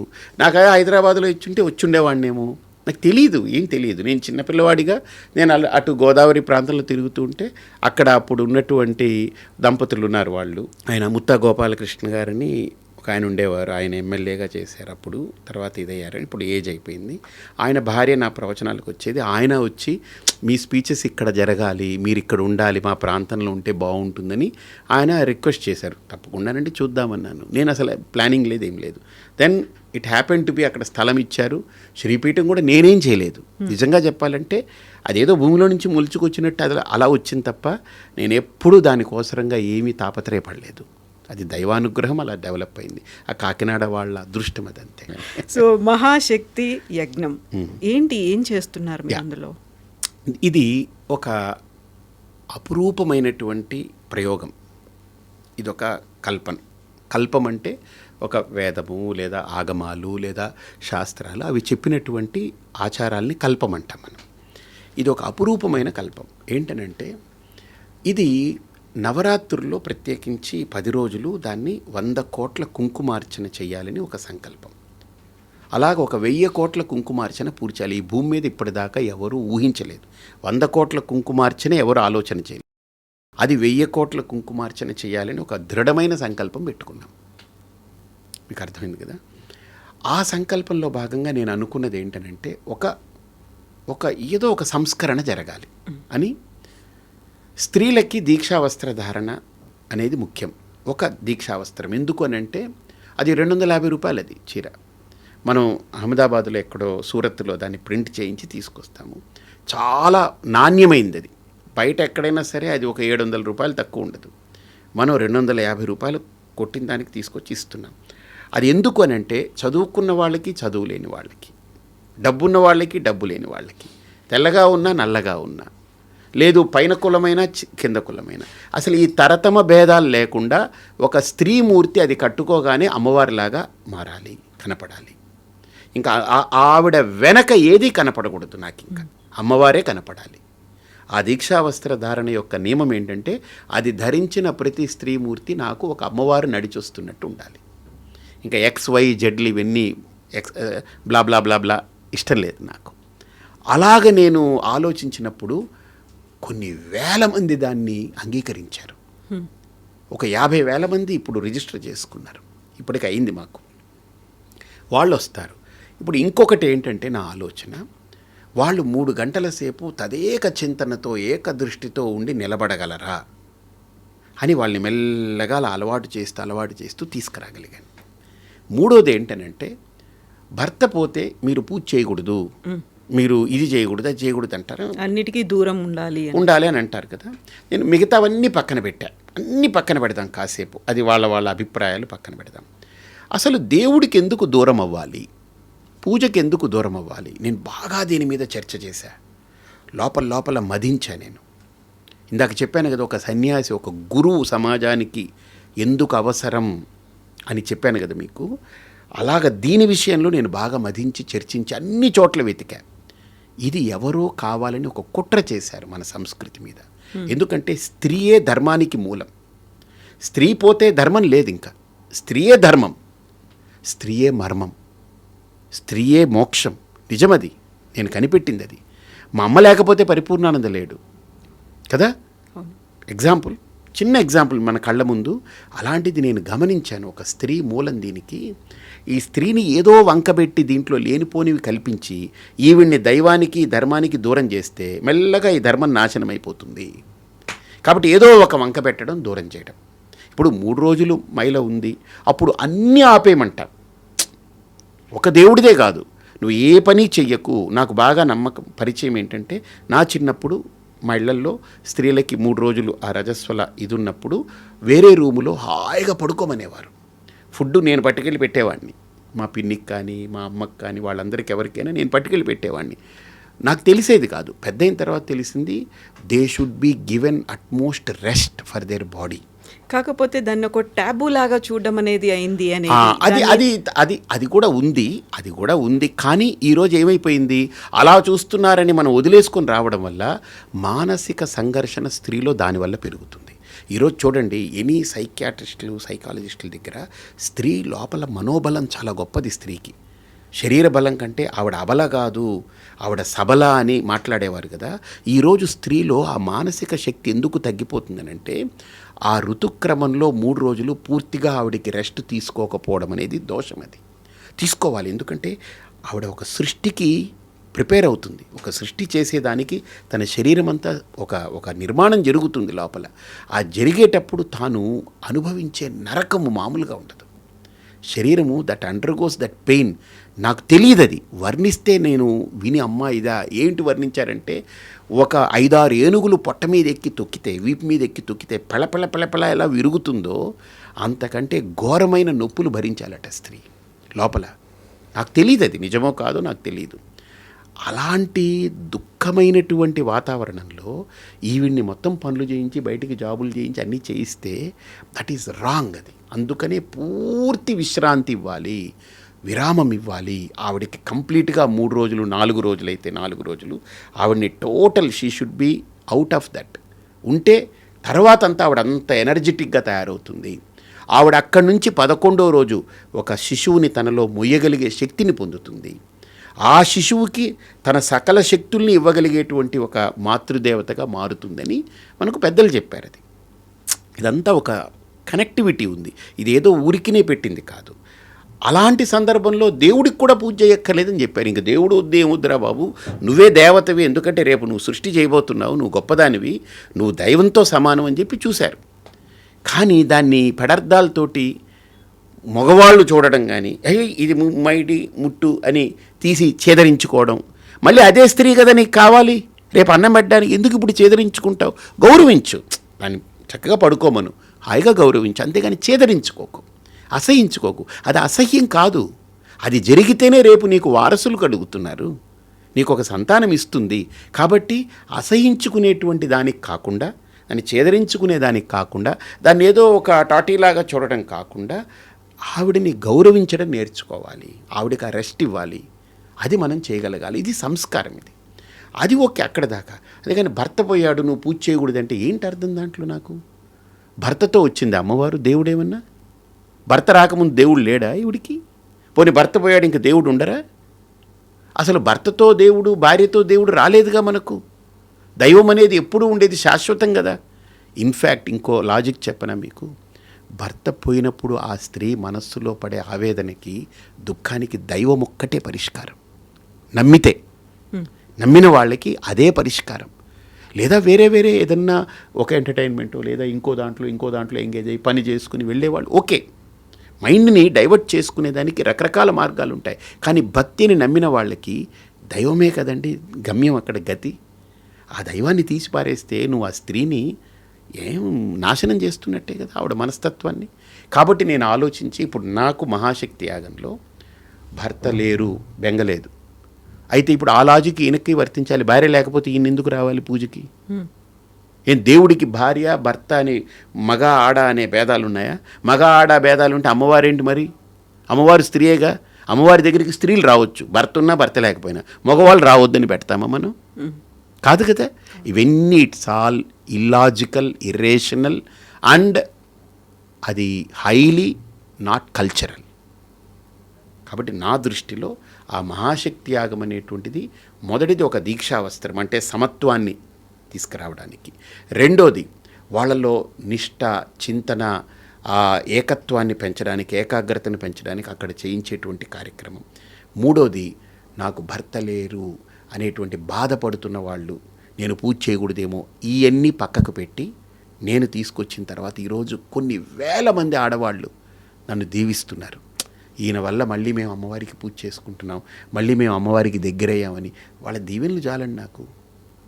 ఎవరైనా ఒకరు తిట్టుకున్నారనుకోండి, ఐ డోంట్ లిటరలీ కేర్. నన్ను వాళ్ళు దీవిస్తున్నారు, నాకు చాలది. ఆ తల్లులు వాళ్ళు. సో ఇది 3. 4వది ఏంటి, మేమే దగ్గరుండి నేను అబ్జర్వ్ చేసి ఇన్ని వేల మందికి వంటలు నేను చేయిస్తాను దగ్గరుండి. నేను అప్పుడు మంత్రం చదువుతూ దైవాన్ని ఆరాధిస్తూ ఈ అన్నం వాళ్ళ కడుపులోకి వెళ్ళి పడుతుంది ప్రసాదం రూపంలో. వాళ్ళకి ఆరోగ్యాన్ని ఇవ్వాలి, వాళ్ళకి ఆహ్లాదాన్ని ఇవ్వాలి, వాళ్ళ మనస్సుకి మంచి ప్రశాంతతనివ్వాలని అదే కోరుతూ చేస్తాం మేము అక్కడ, అదే ప్రే చేస్తాం మేము. వాళ్ళకి సద్బుద్ధిని ఇవ్వాలి. ఇప్పుడు అది తినేవాళ్ళు యువజంట అనుకోండి, వాళ్ళకి మంచి సంతానం కలగాలి, ఆరోగ్యమైన సంతానం కలగాలి, వాళ్ళకి ఈ సమాజానికి మేలు చేసే సంతానం కలగాలి. ఈ సంకల్పాలతోటి అక్కడ వంట చేస్తాం మేము. మాట్లాడుకోవడం, వాదులాడుకోవడం, అపభ్రంశమైన మాటలు, తుచ్చమైన మాటలు మాట్లాడడం అవి ఏమి ఉండదు అక్కడ. మంత్రము, నామము, ఈ సంకల్పం, దీంతో వండినటువంటి ఆ ప్రసాదాన్ని, స్వచ్ఛమైన ప్రసాదాన్ని ఉచితంగా ఇన్ని వేల మందికి పెడతాం. వాళ్ళు ఏమి లేక రావట్లేదు అక్కడ. ఆ మెతుకు తినాలి, ఆ మెతుకు మా కడుపులో పడాలని వస్తున్నారు వాళ్ళు. సో ఇలాగ మహాశక్తి యాగంలో అనేక యాగాలు, హోమాలు, పూజలు, అర్చనలు, అనుష్ఠానము, వాటితో పాటు ధ్యానము, ఇంత కలయిక ఒక మూమెంట్ని బిల్డ్ చేస్తున్నాం. అది ఇన్ని వేల మందికి ఆ రోజు అన్నప్రసాదాలు ఇవన్నీ అవుతున్నప్పుడు 45 లక్షల మందికి మీరు అన్నప్రసాదాలు వితరణ చేశారు అండి. అది నిజమేనా? ఆ నెంబర్ ఎలా తెలుసు మీకు? అంటే నాకు ఎలాగంటే, నేను ఒక బ్రహ్మచారిగా ఉన్నప్పుడు కొన్ని సందర్భాల్లో నాకు భోజనం దొరకలేదు. నేను తిట్టుకునేవాడిని. వివేకానంద స్వామి, శంకరాచార్యులు వారు, వీళ్ళ ఫోటోలన్నీ ఉండేవి. నేను తిట్టేవాడిని, మీకు పని పాట లేదు, మీరందరూ సన్యాసులే, మా అమ్మ బుర్రలో దూరి మా అమ్మ నన్ను సన్యాసం చేసింది, నాకు తిండి కూడా లేకుండా చేస్తున్నారు మీరని తిట్టుకునేవాడిని. తిట్టుకుని నేనేంటంటే ఒక సందర్భంలో బాధపడుతూ, నాకు తిండి పెట్టలేదు కదా, నేను 1,000,000 మందికి భోజనం పెడతా, నువ్వేం పీకుతావని అలా మాట్లాడుకున్నా. అది ఎవరితో తెలియదు, నాకు తెలియదు. అలా కోపం వచ్చి మాట్లాడుకుని నేను 1,000,000 మందికి భోజనం పెట్టాలని, నువ్వు నా కడుపు మాడిస్తే నేను 1,000,000 మందికి భోజనం పెడతా అని. అంటే నాకు అనిపించింది, ఆ నేచర్ నన్ను చాలా గౌరవించింది అనిపించింది. నా దగ్గర డబ్బు ఉండదు, అలా వస్తుంది, పెట్టేస్తాము, మళ్ళీ చేతులు దులుపుకుని వెళ్ళిపోతాను. నేను ఎవరిని అడగను కూడా అడగను. నాకు ఇది కావాలి, ఇది ఇవ్వండి అని ఇప్పటిదాకా నేను అడగలేదు. నా గురించి అడగలేదు, దాని గురించి అడగలేదు. అది అలా వస్తుంది, పని అయిపోతుంది, వెళ్ళిపోతుంది. అలాగా నేను ఇప్పటిదాకా మీరు అడిగినట్టు కౌంట్ ఎలా తీసుకున్నానంటే, కృష్ణా పుష్కరాలు జరిగాయి, గోదావరి పుష్కరాలు జరిగాయి. సో ఆ 4 పుష్కరాల్లో మేము తెలంగాణలో కావచ్చు, ఆంధ్రాలో కావచ్చు, 5 లక్షల మందికి భోజనాలు ఏర్పాటు చేశాం మేము. లక్షల మంది కౌంట్ మాదు, హెడ్ కౌంట్. నేను ఊరికినే ఏదో రాతలు చెప్పడం కాదు, ఎందుకు నేను ఎవరికి లెక్కప్ప చెప్పక్కర్లేదు. సో హెడ్ కౌంట్ తీసుకుని చెప్తున్నాను మీకు. రోజుకి 60,000 మంది, 70,000 మందికి భోజనాలు సప్లై చేశాం. అలాగా ఒక 30-40 లక్షల మందికి మేము భోజనాలు పెట్టాం. ఈ మహాశక్తి యాగం అయితే మీరు ఇప్పుడు కౌంట్ చేయొచ్చు, ఇన్ని వేల మంది తింటారు, 4-5 లక్షల మంది భోజనం చేస్తారు 11 రోజులకి. ఇలాంటివి ఇన్ని యాగాలు జరుగుతున్నాయి. 25 ఏళ్లగా శ్రీపీఠం పెట్టి భోజనం నిరంతరం పెడుతూ ఉన్నాం. పెద్ద యాగాలకి పెడతాము, మామూలు రోజుల్లో పెడతాం, అన్నీ పెడుతుంటాం. ఇలా లెక్కేస్తే ఒక 45 లక్షలకి తప్పకుండా, ఇంకా ఎక్కువే పెట్టాం కానీ తక్కువ పెట్టలేదు. అలాగే నా కోరిక ఏంటంటే, నేను వండి చాలా బాగా వండుతా. అంటే నేను అనుకోవడం కాదు కానీ తిన్నవాళ్ళందరూ చెప్తారు, 400 రకాలు తెలుసు నాకు. మీరు చేస్తారు 400 వెరైటీస్. ప్యూర్ వెజ్జే కదా. ఉల్లిపాయ వెల్లుల్లిపాయ కూడా వాడను. అంటే నేను వాడను, నేను ఎవరికి అలా పెట్టను. ఎందుకంటే హెల్దీ ఫుడ్ పెడతా, చాలా హెల్దీ ఫుడ్ పెడతా. అంటే నేను నాన్ వెజ్కి యాంటీ అనో లేకపోతే అబ్బెబ్బే అనో అలా నేను ఎప్పుడు మాట్లాడను. అది ఎవరి ఫుడ్ వాళ్ళది choice, that's their choice, right. నేను ఎంచుకున్నది నాకు ఆధ్యాత్మిక మార్గంలో నేను ఇలా నడవాలనుకున్నప్పుడు నాకు నా గురువులు చెప్పి నేను ఫాలో అవుతాను. 400 రకాలు వెజ్లో పక్కా ప్యూర్ వెజ్. అది సౌత్ నార్త్ అన్నీ ఉన్నాయి ఇందులో, అన్నీ ఉంటాయి. అసలు ఈ రోజు తింటే మళ్ళీ 365 రోజుల తర్వాత వస్తుంది అది. సంవత్సరం తర్వాత. ఇప్పుడు మీరు కారం అంటే మీకు మిరపకాయ కనపడుతుంది, నాకు ఎన్ని తెలుసా? అల్లం కారం, మిరియాలు కారం, మిరపకాయ కారం, ఎండుమిరపకాయ కారం, ఇలాగ కారాల్లోనే నేను చాలా రకాల కారాలు నేను వాడతాను, కాంబినేషన్. మీకు పులుపు అంటే ఒకటే చింతపండు అనిపిస్తారు, కానీ టొమాటో పులుపు ఉంది, మామిడికాయ పులుపు ఉంది, ఉసిరికాయ పులుపు ఉంది, వాక్కాయ పులుపు ఉంది, చింతపండు ఉంది, నిమ్మకాయ ఉంది, ఇలా రకరకాల పులుపులు ఉన్నాయి. తర్వాత చుక్కకూర పులుపు ఉంటుంది, రకరకాల పులుపులు. అలా నేను అన్నీ స్టడీ చేసి ఏ కాలంలో ఏ పులుపు వాడాలి, ఏ కాలంలో ఏ కారం వాడాలి, ఏ కాలంలో. నేను కోవిడ్ వచ్చినప్పుడు కూడా ఫుడ్ తోటే చాలా కంట్రోల్ చేశాను అందరికీ. మెడిసిన్స్ వాడలేదు, మా ఆశ్రమంలో రానేలేదు కోవిడ్ దగ్గరికి. దానికి ఇంకో కారణం కూడా ఏంటంటే, ఇది నిత్యాగ్నిహోత్ర అని ఒకటి నేను చెప్పాను కదా, R&D చేస్తుంటా. నేను R&D ఒక 7 అంశాల్లో చేస్తాను. ఒకటి సొసైటీ మీద, పాలిటిక్స్ మీద, తర్వాత స్పిరిచువాలిటీ మీద, ప్రోడక్ట్స్ మీద, తర్వాత పర్సనాలిటీస్ మీద, ఇలా రకరకాల వాటి మీద నేను R&D అంటే ఎప్పుడు రీసెర్చ్ చేస్తూ ఉంటా. నేను ఎప్పుడు నేర్చుకోవాలనుకునే వ్యక్తిని. అప్పుడు నేను అనుకున్నాను, మనకు కోవిడ్ ముందు దీని గురించి బాగా థింక్ చేశా. కోవిడ్ టైంలో విగరస్గా పనిచేశా. వచ్చింది కోవిడ్ టైంలో మనకు అందరికీ శానిటైజర్ వాడాలని చెప్పారు. మీకు గుర్తుందో లేదు, అందరూ బాటిల్ క్యారీ చేసి చేతుల్లో వేసుకుని ఏది ముట్టుకున్నా తుడుచుకునేవాళ్ళు. నాకు ఒక క్వశ్చన్, మనం బయటికి వెళ్ళాం ఏదో ముట్టుకుంటే శానిటైజ్ చేసుకుంటాం, కానీ బాడీ అంతా పట్టిన దాన్ని ఇంటికి వస్తాం కదా, మరి ఇది ఇంట్లో కూడా పాకుతుంది కదా, అది ఎయిర్ బోన్ అన్నారు కదా అప్పుడు, మరి అది ఇంట్లో అంతా పాకుతుంది కదా, ఇళ్ళంతా ఎలా శానిటైజ్ చేస్తాం మనం? ఏం చేయలేం. అందుకని ఇది కనిపెట్టాను నేను. నిత్యాగ్నిహోత్ర అని ఋషులు మనకి ఇచ్చినటువంటిది, నేను కనిపెట్టలేదు ఇది, వాళ్ళు ఇచ్చిన అమూల్యమైన ఫార్ములాని. ఇది 100% న్యాచురల్ది అనమాట. ఇది ఇది మీకు కూడా ఇస్తాను. ఇది వెలిగించి పెడితే 45 నుంచి 55 నిమిషాలు వెలుగుతుంది ఒక కేక్. ఇది పూర్తిగా హెర్బ్స్, అంటే మన మైండ్ని రిలాక్స్ చేసే హెర్బ్స్ ఉన్నాయి, స్ట్రెస్ ఫ్రీ చేసేది ఉన్నాయి. తర్వాత మనలో డోపమిన్ అంటారు కదా, డోపమిన్ రిలీజ్ అయితే చాలా మనిషి హ్యాపీగా ఉంటాడని అంటారు కదా, డోపమిన్కి బాప్ ఇది. ఓకే, అంటే మన బ్రెయిన్ని తెలియకుండా సూదింగ్ చేస్తుంది, అంత హాయినిస్తుంది. ప్లెజెంట్ స్మెల్ ఉంది. ఓపెన్ చేయగానే అలా ఉంది కదా, అంతా మొత్తం హెర్బ్స్ ఇవి, పంచగవ్య హెర్బ్స్ తోటి చేసింది. ఇది ఒక్కటి వెలిగిస్తే ఆఫీస్ ఏరియాలో 50 మంది వర్క్ చేస్తుంటే వాళ్ళు ఒక 2 గంటలు పడుకుంటే ఒక న్యాప్ తీసుకుంటే 2 గంటలు ఎంత ఫ్రెష్ అవుతారో, ఇది వెలిగి ఈ 45 నిమిషాలు వాళ్ళు కనుక అది పీల్చుకోగలిగితే అంత రిఫ్రెష్ అయిపోతారు వాళ్ళు. ఇళ్ళంతా శానిటైజ్ చేస్తుంది, ప్యూరిఫై చేస్తుంది. దీని మీద నేను 6 సంవత్సరాలు చాలా చాలా చాలా కృషి చేసి అలా డిజైన్ చేసి చేశాను. అంటే మనము, నా అభిప్రాయం ఏంటనంటే, ఒక భోజనం పెట్టడమే కాదు, ఒక యాగం చేయడమే కాదు, ఒక దీక్ష చేయించడమే కాదు, ఒక ప్రోడక్ట్ని ఇవ్వడమే కాదు, వీటిలో పూర్తిగా ఇన్డెప్త్ దాని మీద రీసెర్చ్ చేసి ఆలోచన చేసి దీని పర్పస్ ఏంటి, ఏదో డబ్బు పోగు చేయాలి. నా దృష్టిలో డబ్బు అనేది, నా దృష్టిలో లక్ష్మీదేవి విష్ణువుకి సంబంధించింది, నాకు కాదు. ఆవిడ విష్ణు భార్య. నా దగ్గర నేనేదో దాచుకొని లాక్కొని పెట్టుకోవాలని నేను అనుకోను. ఆవిడ అనుగ్రహం ఉంటే చాలు నాకు. ఎందుకు, ఏ పనైనా నేను మంచి పని చేసేటప్పుడు ఆవిడ నన్ను దీవించి నువ్వు పని చేయి అంతే అయిపోతుంది అని దీవిస్తే చాలు. ఆవిడని తీసుకొచ్చి నా దగ్గర దాచిపెట్టుకుని గొయ్యలు తీసి లోపల పెట్టి లేదా లాకర్లో పెట్టి ఎందుకు బంధించాలి ఆవిడ్ని? నాకు అవసరమైనప్పుడు ఆవిడ వస్తే, ఇప్పుడు బియ్యం అన్నం తినాలి, కంచంలో వండిన అన్నం వస్తే సరిపోతుంది, కానీ ఈ బియ్యం మూటలన్నీ వేసుకొని నేను తిరుగుతూ ఎక్కడెక్కడికి నేను ఏం చేయను నేను. కాబట్టి అలాగా నాకు నా అభిప్రాయం ఏంటంటే, మనం చేసే ప్రతి స్టెప్లో, ప్రతి అడుగులో దైవానుగ్రహం కావాలి, దైవ బలంతో నడవాలి అని ఆలోచిస్తాను. అలాగే నేను 1,00,000 మందికి భోజనం నా చేత్తో వడ్డించి పెట్టాలని పెట్టుకున్నా. దాంట్లో మీకు చెప్పనా, హెడ్ కౌంట్ ఇప్పటికి 35,000 మందికి పెట్టా. నేను వండితే 500 మందికి వండుతా, 1000 మందికి వండుతా. నా కెపాసిటీ 1000 మందికి వండేస్తా. నాకు ఒక హెల్పర్ ఉండి 2 కటింగ్ చేసేవాళ్ళు ఉంటే 1000 మందికి గంటలో 4 ఐటమ్స్ వండేస్తా, హ్యాపీగా వండేస్తా. మీకు ఎప్పుడైనా చూస్తే చూడుదురు కానీ తప్పకుండా చూపిస్తా, మీరు వీడియో తీసుకుని లైవ్ కూడా పెట్టుకోండి, చూపించండి. తప్పకుండా 4 ఐటమ్స్, ఒక్కదానికంటే ఒకటి మామూలుగా ఉండదు, ఒకదాన్ని మించి ఒకటి ఉంటుంది. అంటే నేను చేశానని చెప్పుకోవట్లేదు, నా చేతిలో అమ్మవారి అనుగ్రహం అదంతే.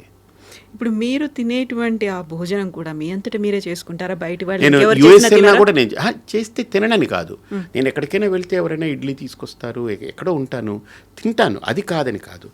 99% నా చేతి వంట నేను ఇష్టపడతాను. ఎందుకంటే నా బాడీ, నా లోపల నాలిక నాకు ఏది తినాలనిపిస్తుందో నాకు చెప్తుంది. అది I'm doctor for my self. నాకు నేనే, ఇప్పుడు నా కడుపు ఏంటి, నా కడుపులో తినాలనుందా లేదా అది నాకు తెలుస్తుంది. నేనేం తింటే బాగుంటుందో నా నాలిక చెప్తుంది. నాలిక కొద్దిగా ఎలాగుంది, చప్పగా ఉందనిపించింది అనుకోండి, కొద్దిగా ఏదో తగ్గింది అక్కడ. అదేం కోరుకుంటుంది, కొద్దిగా మిరియాలు, జీలకర్ర ఇవన్నీ వేసి మంచి రసం పెట్టి అన్నంలో రసం కలుపుకొని తింటే చాలా బాగుంటుంది అనిపించింది అనుకోండి, నేను అందరికీ వెళ్ళి నాకు రసం పెట్టండి అని అడుక్కోవడం ఎందుకు, నాకు ఉందిగా నేనే చేసుకుంటాను తింటాను. నాకు కావాల్సింది నేను చేసుకుంటాను తింటాను. అంటే నా బాడీ కోరుకునేది, నా బాడీకి ఏది ఇస్తే మంచిది అనిపిస్తుంది నేను చేసుకుంటాను. నేను 1,00,000 మందికి ఎందుకు నేను వండి పెట్టాలనుకున్నాను మీరు అడగలేదే. నాకు ఒక రూల్ పెట్టుకున్నాను, ఏంటంటే ఒక మనిషి పుట్టింది మొదలు చనిపోయే వరకు ఒక 75 ఏళ్ళు అనుకుందాం, 75 years ఏజ్ అనుకుందాం, జస్ట్ ఒక నమూనా, ఒక అంచనా, ఎక్కడో ఒక పారామీటర్ కావాలి కదా. 75 ఏళ్ళు రోజుకి 3 సార్లు తింటే, రోజుకి 3 సార్లు తింటే ఎన్నిసార్లు తిన్నట్టు? అంటే ఏడాదికి 1100-1200 సార్లు తిన్నట్టు, 3 సార్లు తింటే, అంతే కదా. 3 3 9, 3 6 18, 1100 సార్లు. 1100 × 75 ఎంత అయింది? ఒక 80,000.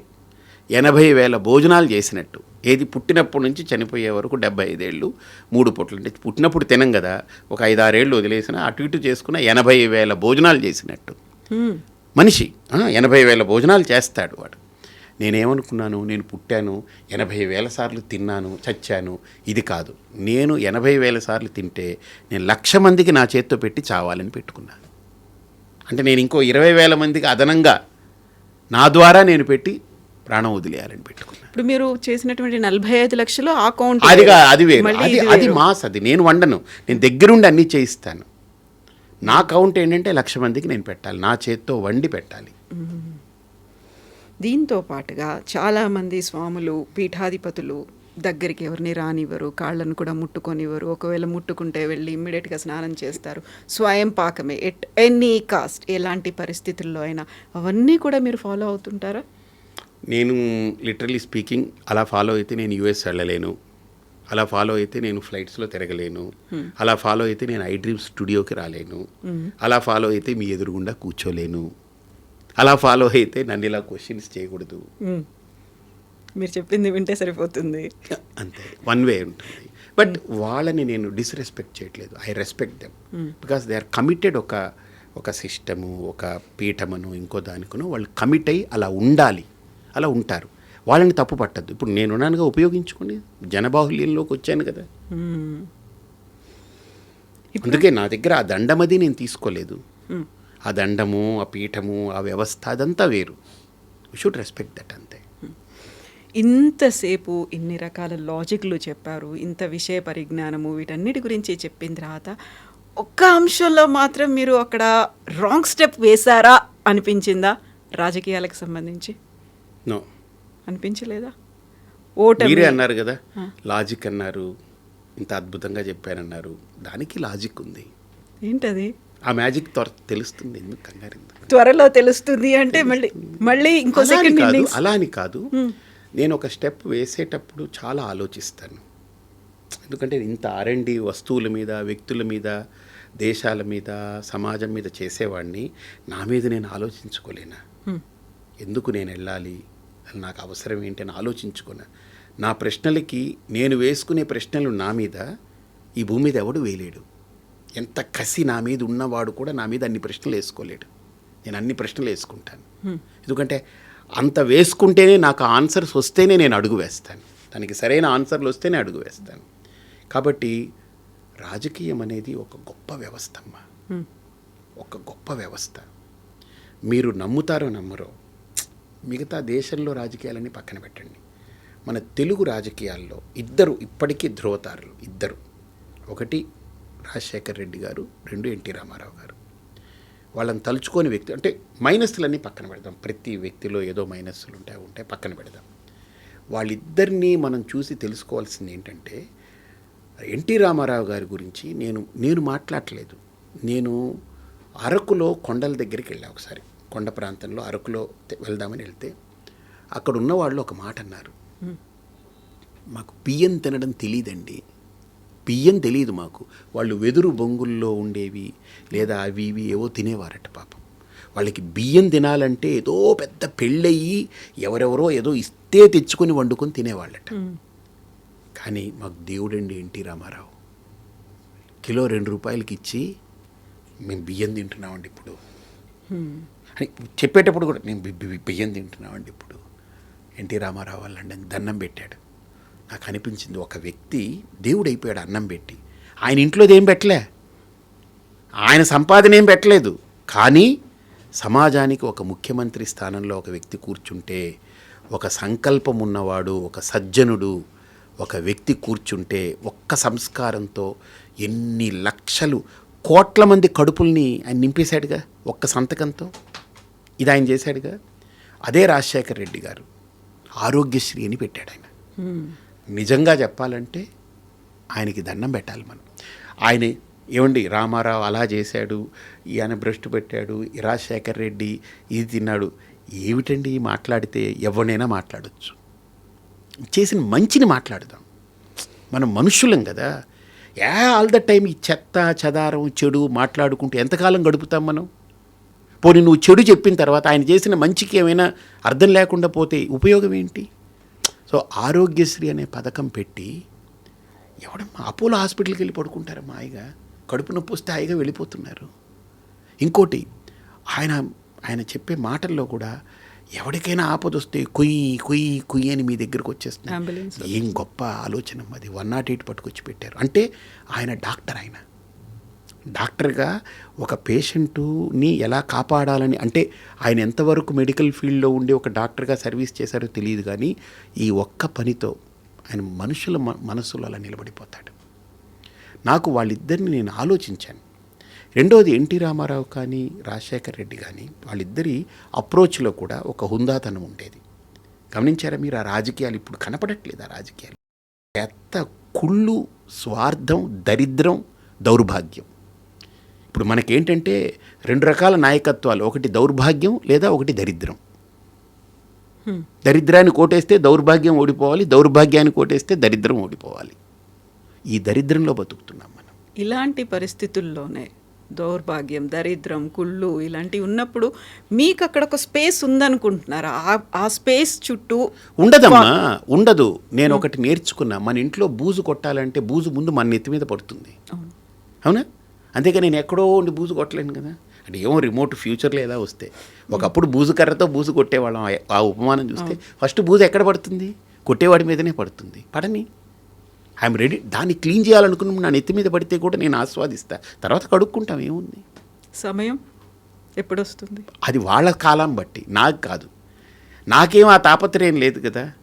మంచి చేయాలని అనుకున్నాం. ఇందులోకి వెళితే బై అండ్ లార్జ్ చాలా పెద్ద మంచి చేయొచ్చు అని అనిపించింది. వెళ్ళాం. నాకు ఓటమి గెలుపులతో కూడా లెక్క చేయను నేను. నాకు తెలుసు నిలబడితే ఓడిపోతానని తెలుసు. కానీ నిలబడకపోతే ఈయన ఒక నిలబడ్డాడు, వాళ్ళు ఫీల్ అవ్వాలి కదా. అరే ఇలాంటి వ్యక్తి వచ్చి మనం ఈయన గెలిపించుకోలేకపోయాము, ఏమిటిది అని ఫీల్ అవ్వాలా? వాళ్ళు అవ్వలేదనుకోండి, ఏదో రోజు ఏదో ఒకటి, అంటే మనం విత్తనం నాటితేనే కదా అది ఏదైనా మొలకెత్తుతుంది.